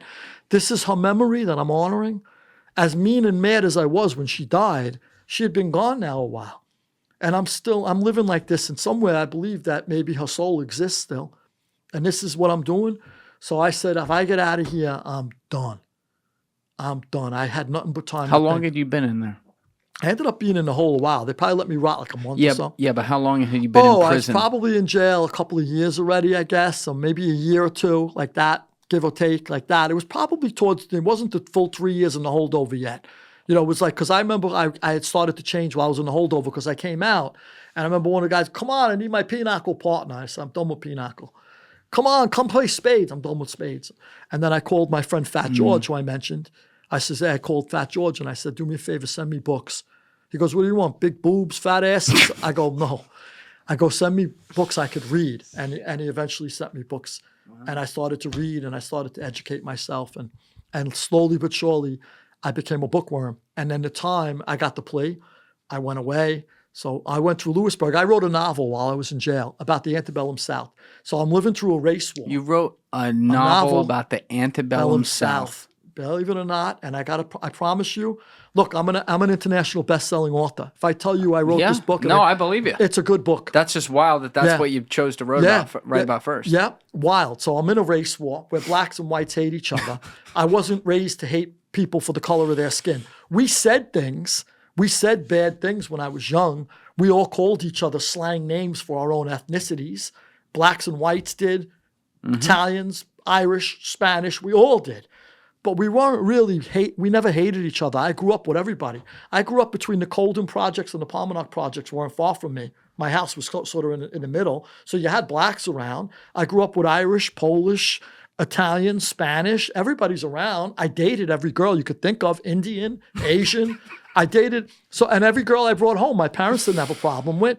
So it was like totally like, well, I'm not born racist. I'm not taught to be racist, but I do use the slang stuff. I got it. You know, that's a little bit of a different element when you're on the street. It's New York. Is John Gotti going to go tell those African Americans they owe us money?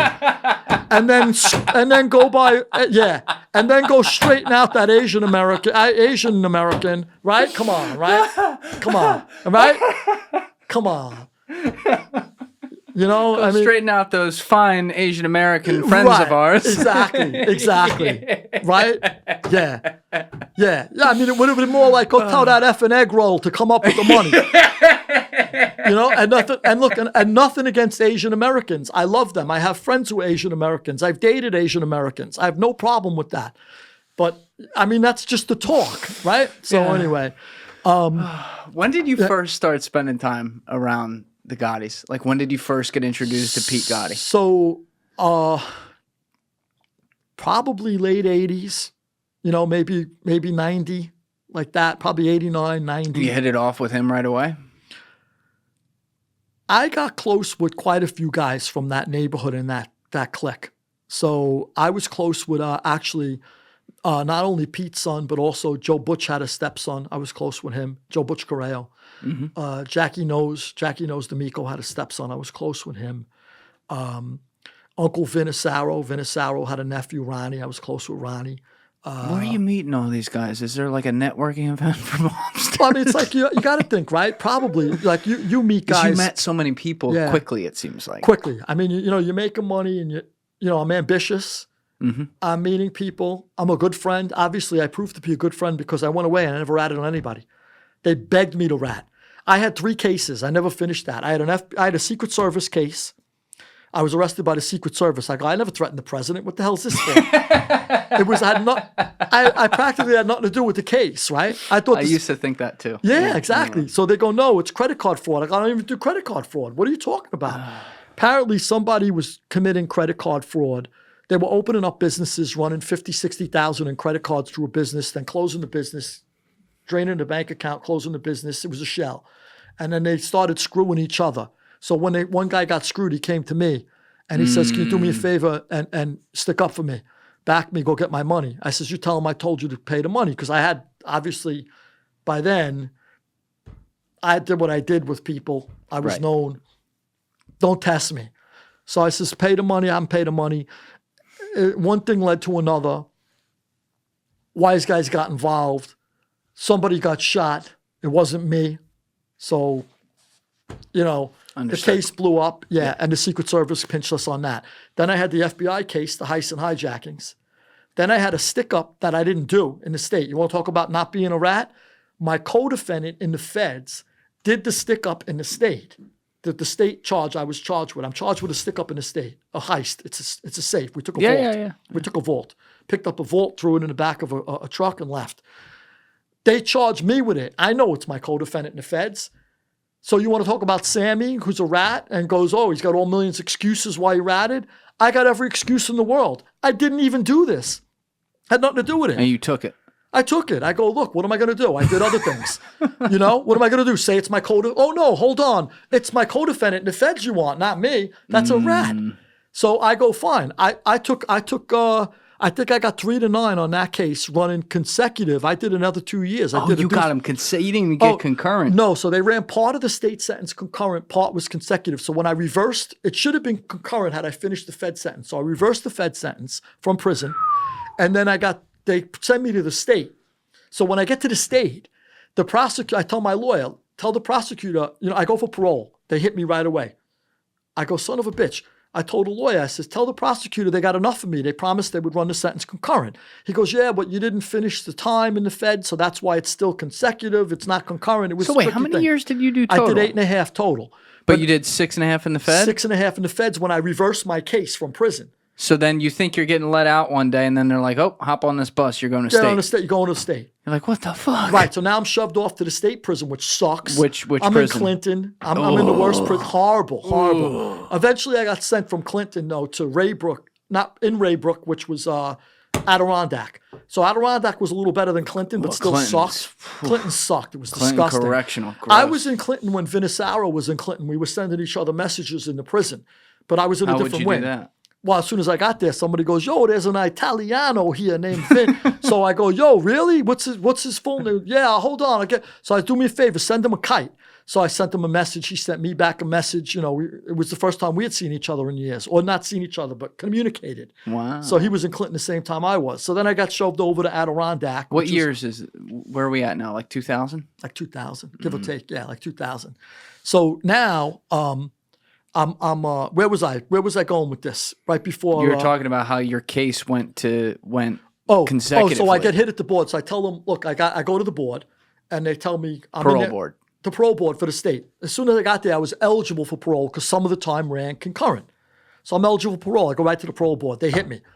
I just got here. What do you hit me on? I got 6.5 years in, or 7 by the time I went. So I go to the lawyer. Do me a favor. Tell the prosecutor they said they'd run it concurrent. Go straighten this out in court. So the lawyer, the last lawyer I had on record, although I did my own case pro se, the last lawyer I had on record. So he goes, fine. So he comes back to me. He goes, the prosecutor said, if you're willing to cooperate, he'll get you out right now. I said, tell him to go fuck himself. I says, if I wasn't going to cooperate when I had all the time ahead of me and I faced life, why would I cooperate when all they could do is give me another 2 years? Beat it.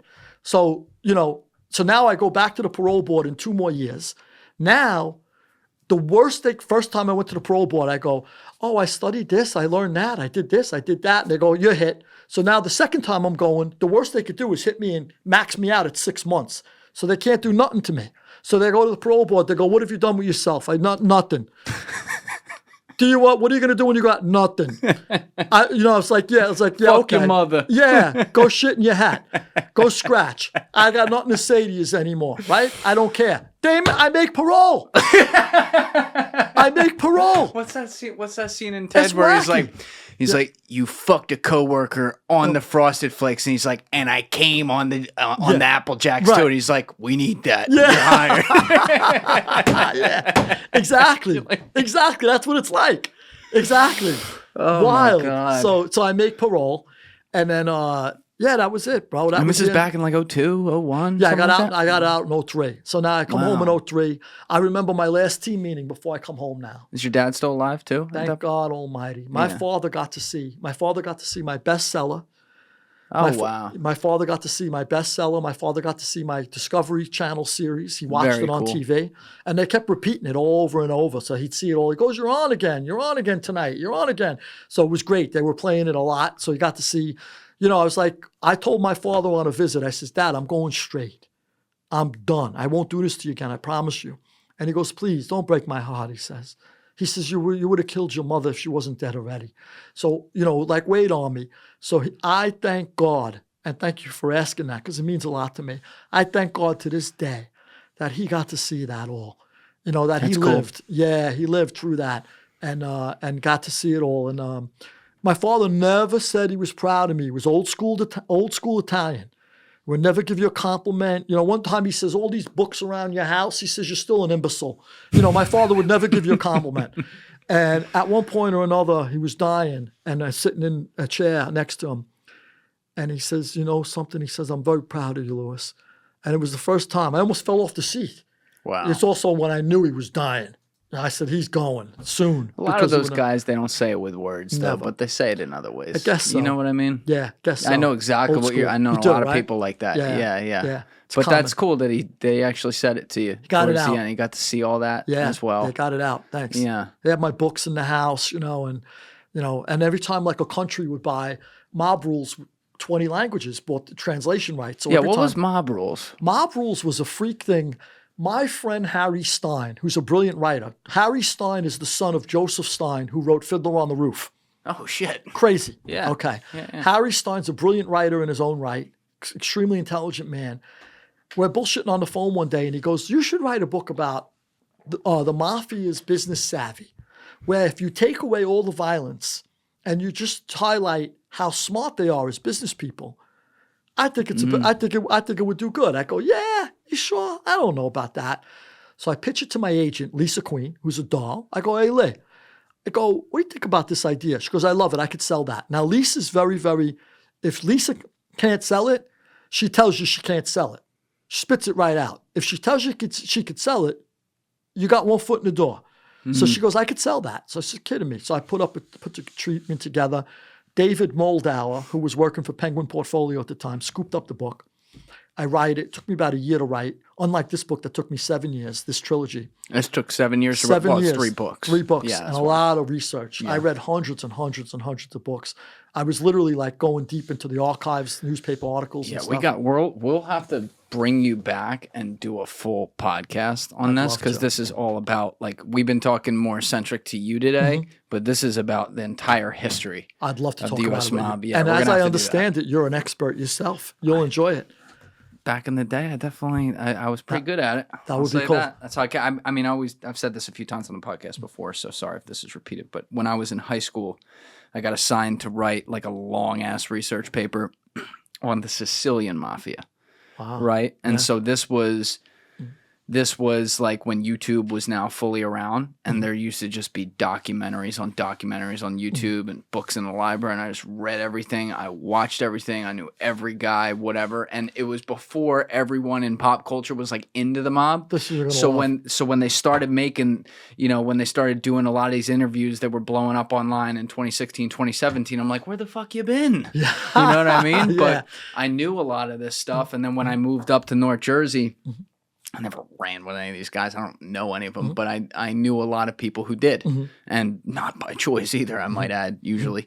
And it was very interesting to see where it's at now. It's a lot bigger than I thought it was at this point. I will say that. That was a big surprise to me when I saw how much power some of these guys still dual wield. That was a shocker. But back in the day, I mean, I always say, you see it right here on this wallpaper, but there's a drive. If you look on the far right, you see the tower in Jersey City on the edge there? So right on the other side of that is 78. And when you come around off the bridge, coming on the corner by Liberty State Park on 78, you see the entire lower Manhattan skyline come into view. I saw it today. And every time I look, because you're coming from down that way.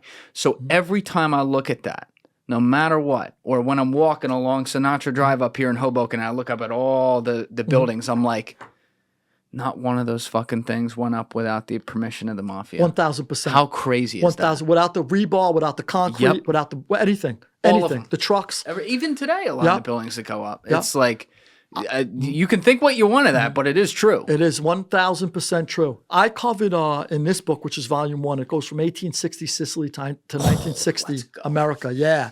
All right, shut up. Don't go into it. Okay. We got to do this. We got to do this down the line because we have a couple other things to go through on you today. You got it. But yeah, so you write. You were talking about the Mob Rules book, and the agent could sell. Yeah, Mob Rules. So anytime they sold a country, I'd call up my father and say, "Dad, they sold Italy. Dad, they sold Germany. Dad, they sold China. Dad, they sold Japan. Dad, they sold Vietnam. Dad, they sold Korea. Dad, they sold." And my father was ecstatic. My father was like, Minchia, not bad, my father said, Was he an immigrant? My father's parents were, he wasn't. All right, but my father grew up where his parents did not speak English. Where were they from? Bari. My mother was Napolitan and Sicilian. My mother's father was from Naples. My mother's mother was from Sicily. And my father, both his parents were from Bari. You're hitting the Arrabbiata in your veins spots. Yeah, all Southern Italian. I see why you had that personality. Yeah, all Southern. Yeah, all colorful characters too. Yes. You could see my mother's family coming from down the block too. It's like you put sunglasses on when they walked in the house. Yeah. The bright colors, the loud. We had a Jewish family that lived behind us. And they used to, the Jewish couple, and they used to come for dinner all the time. When they heard us through the windows, we'd start screaming and yelling. But it was sound like we're killing each other, but it's all love because we're just loud. And they would come in. And years later, I says, when my mother died, and I'm talking to her, her name was Rhoda. I'm talking to her, and she goes, what did you think of us back then? She goes, the most colorful people in the world, she said. So which was a nice compliment. You know what the Sicilian translation for I love you is, right? Well, go fuck yourself. Yeah.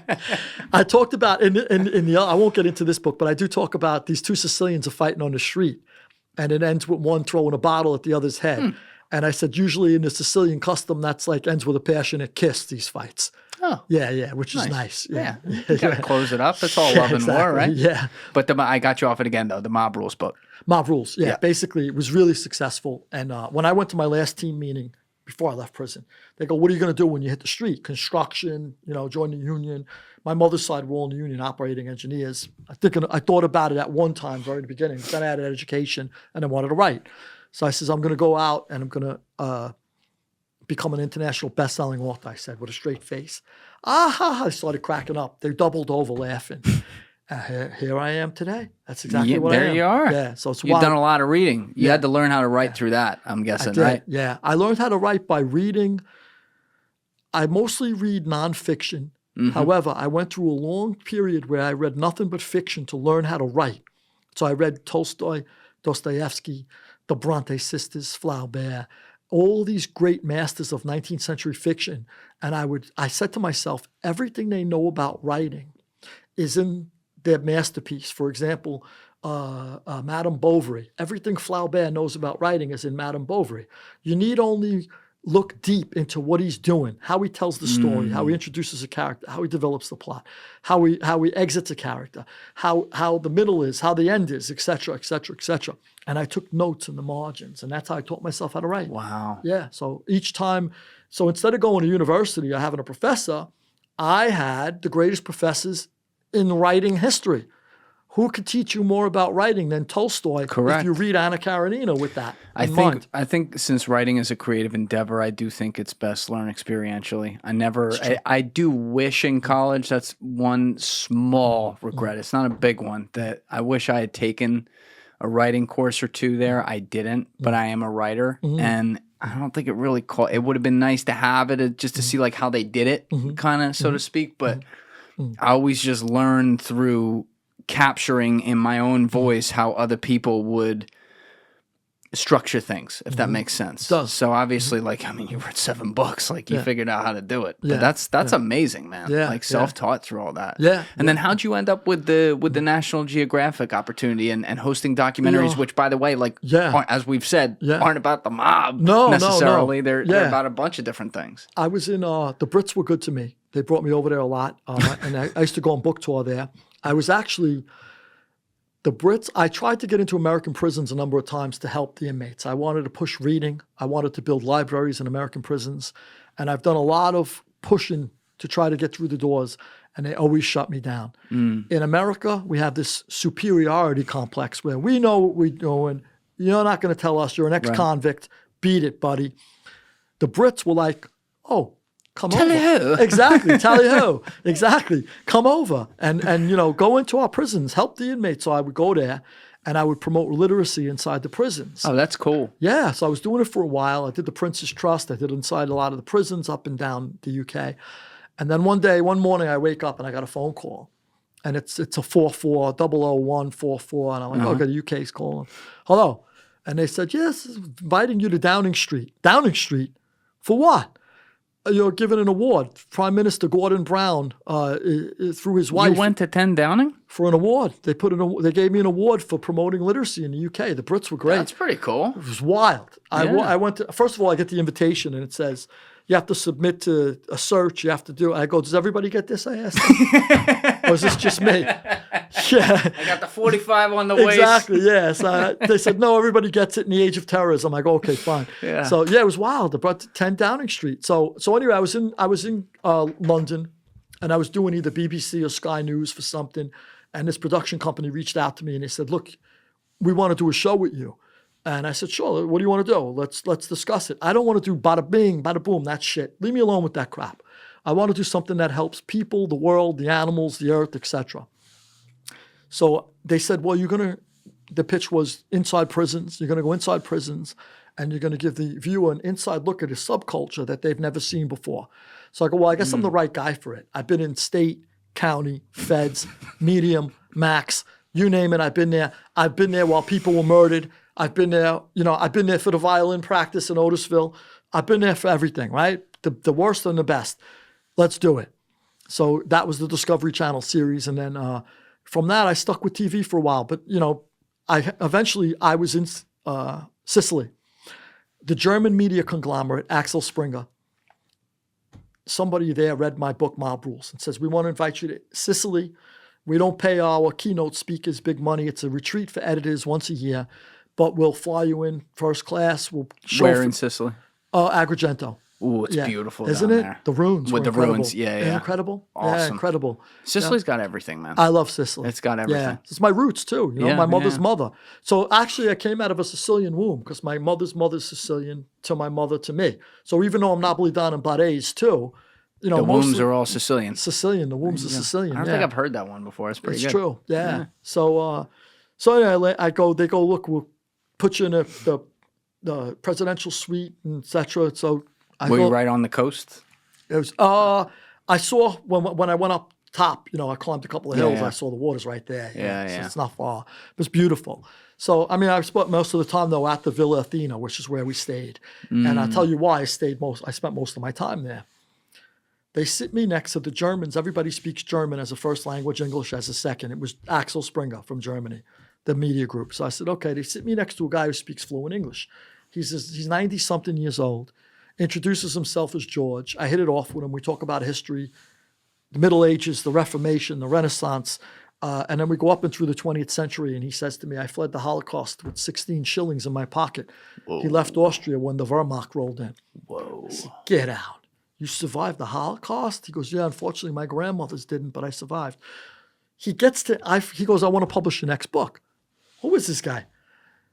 It's Lord George Weidenfeld, the biggest publisher of the 20th century, published the memoirs of de Gaulle, Tito. Yeah, I know this Pope name. John Paul II. Yep, the Crick and Watson, the double helix. Whoa. Everything you could think of, right? All the great history books. Lady Antonia Fraser, Lady Elizabeth Longford, Hobsbawm, Toynbee, Arnold Toynbee. Arnold Toynbee, one of the greatest historians ever of the world, of civilization. He did it all. And he wants to publish my book. So we met for lunch the next day. And his lovely Agrigento. This is so like such full circle shit. Made me an offer I can't refuse in the middle of Sicily, right? Leave the gun, take the cannoli. Exactly. So the next day for lunch, it was me, George, and his lovely wife, Annabelle. And Annabelle was an absolute genius, brilliant woman. And she had a lot of input. And she also convinced me that a history of the Mafia was what I needed to write. And they felt like I had the insights, I had the experience, the knowledge from the inside. Nobody's ever done that. All these rats that we used to have a thing said, if you inform, you never have an opportunity to reform. That's why Sammy ratted, then came out and sold ecstasy to kids and went back to jail for 20 years. You never reform. He still didn't reform, I promise you. Even the 20 years he did. Because if he could have ratted, he would have ratted. He just couldn't. There was nobody to rat on anymore. So anyway, I end up taking the book deal to write the history of the Mafia. And what I brought to the table was, which is different, and we'll talk about it another time, I hope, was I debunked a lot of myths. I spot shit right away. We used to read mob books in jail. Guys did. I read history and biographies and science, but a lot of guys read mob books in there. You hear a lot of bullshit.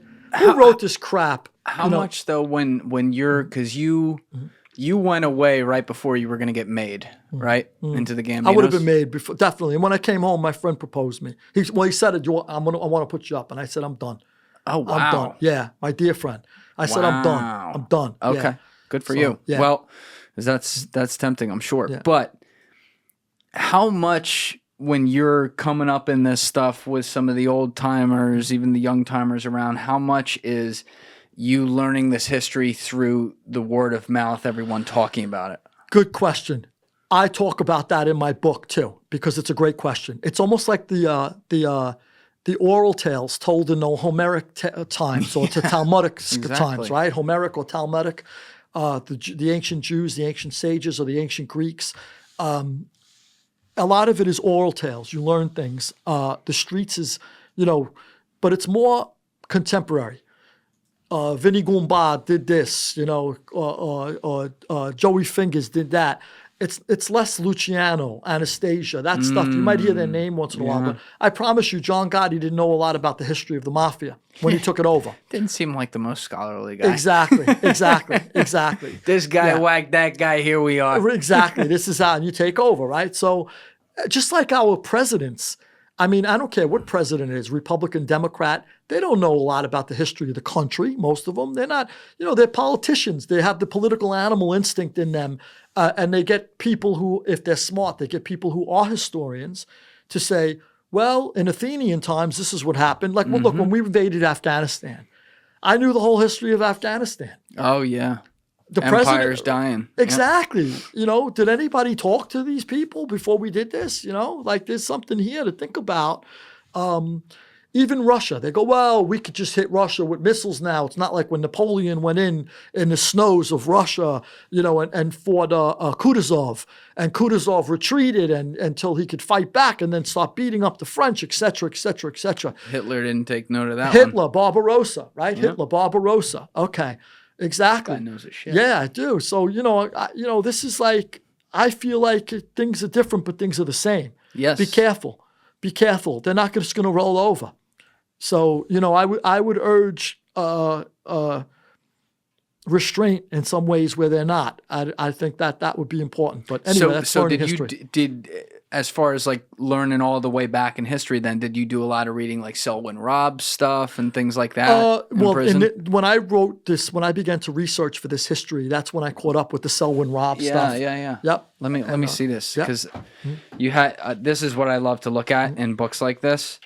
The notes and bibliography. Yeah. Thick. Oh, wow. Yeah, it's thick. Yeah. Yep. You could get a feel for it. That's just pictures right there. Yeah. You could get a feel for it, right? All right. Yeah. Yeah.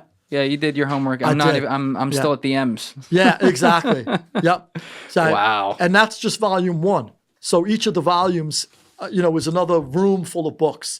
And I really, really wanted to get to the heart of how it rose, the arc, how it rose So the volume 1 is Rise of Empire. It's this one. Volume 2 is Clash of Titans. Once you have an empire, that's when people fight over the empire. Is that like 33 to 60 kind of deal? This goes to 60. Which the first one does is the Rise. Probably 33 to 60 are the most important years here.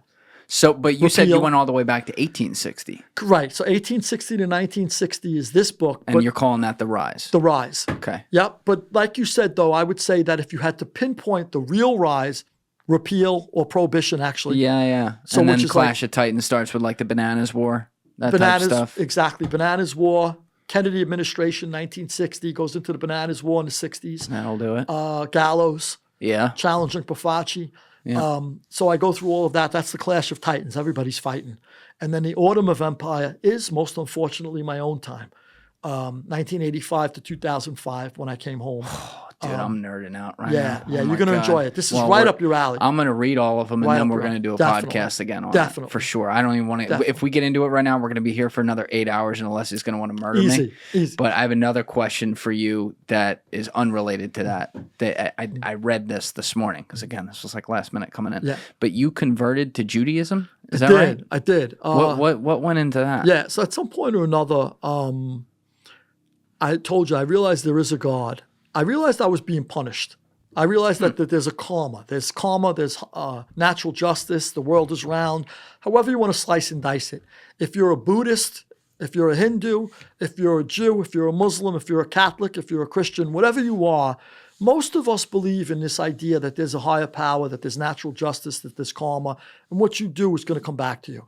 So I had that feeling to begin with when I'm in jail. I'm going, well, here I am. You want to stick guns in people's mouths, terrorize people, traumatize people. This is where you belong, behind stone walls where people are being murdered in front of you. This is what I got. Totally warranted. Most people go, I don't belong here, Sammy the Bull Gravano. I don't know, so I didn't do this, I didn't do that. Not me. I said I belong here. You want to play the game, you got to pay the price. Yeah. Right? You want to dance, you got to pay the band, I can't believe you were only like 24, 25 figuring this out. Totally. That's pretty impressive. Thank God. Thank you. Yeah. So I'm like, okay, so there is a higher power. The next question is now, instead of just taking for granted who that higher power is, I'm born Catholic, raised Catholic, and I have nothing against the Catholic religion. My father and my mother were Catholic until the day they died. And my family's still Catholic. But I wanted to dig deep, and I wanted to go into all the religions. So I read the Bhagavad Gita, the Upanishads, I read the Torah, I read the Quran, I read everything, the Gospels, I read everything you could think of. And I honed in on the monotheistic religions. Is for me. My mother always taught me that there is a God, one God. I felt like one God is the God of all of us. Adonai, Shema Yisrael, Adonai Eloheinu, Adonai Echad. Hashem, your God, is one. There's one God. That's the Israeli prayer, right? The Jewish prayer. So the Hebrew, there's one God. And if there's one God now, you have three monotheistic religions. You have Christianity, Islam, and Judaism. Well, the first was Judaism. Abraham, Isaac, and Jacob introduced the concept, Abraham, of one God. And then Christianity came later with Jesus, and then afterwards came Islam with Muhammad. So I just cut to the quick and said, let me go back to the Jews who introduced the concept of one God and read the Torah. And the Torah struck a chord with me. Having said that, that's not to say that Islam is wrong or Christianity is wrong, because both of them are grounded in Judaism. As much as some people might not like to say they are, and some people do admit that they are. There's a lot of overlap. A lot of overlap. Yeah. Yep. So in the Quran, they have a lot about Moses, and they mention Jesus and the Blessed Mother, et cetera, in the Islamic religion, rather. And in Christianity, it's the Judeo-Christian belief, right? You have the Old Testament, which is the Torah, and the New Testament. I just went back to the original, cut to the quick. Good enough for me. I pray straight to God. One day my father said to me, I told him I'm converting. He goes, really? First of all, he goes, you look like a Jew. That's what which was kind of funny, right? So then he said to me, that's not what I would have expected to say. No, not at all. So then he says to me, explain it a little. So I says, well, Dad. You know, like a Jesus. Yeah, so he talked English, but he's like that. Yeah. So he says, you still believe in God, right? Of course I do. So I said, let me ask you a question, Dad. You pray? My father said, I pray every night. Who do you pray to? I don't know. He says, God. Who's God? I asked him. I don't know. Whoever created all of us. I go, exactly. That's the same thing I do. I don't know who God is, but I know it's the creator of all things, and that's who I pray to. I'm on the same wavelength as you, Dad. He goes, oh, okay. So that's that was a great way to look at it. Yeah, so it was cool. And I stay. I made a promise to God. God brought me home, answered my dreams, and I've been an observant Jew ever since. Did you get bar mitzvah and all that?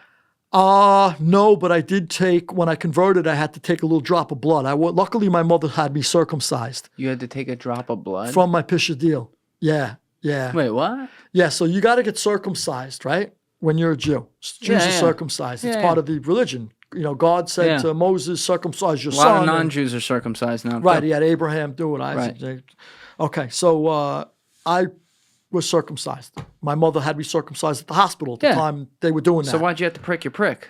Because you have to do a symbolic, It's just like the Mafia. I prick this hand, it burns in my hand. So I never even thought of that. When I went in, I couldn't wait to come home. I'm getting made! Son of a bitch. When I went in, I couldn't wait to come home to prick my finger.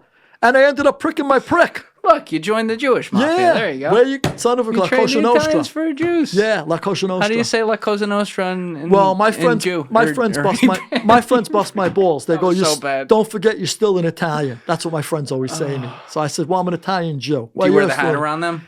The kippah, no, I don't. You don't? No. I feel like they'd be ragging on you all day. Yeah. What happened? Well, my buddy busts my chops. He goes, we got to get you a car. He says, like a Cadillac where the visor comes down.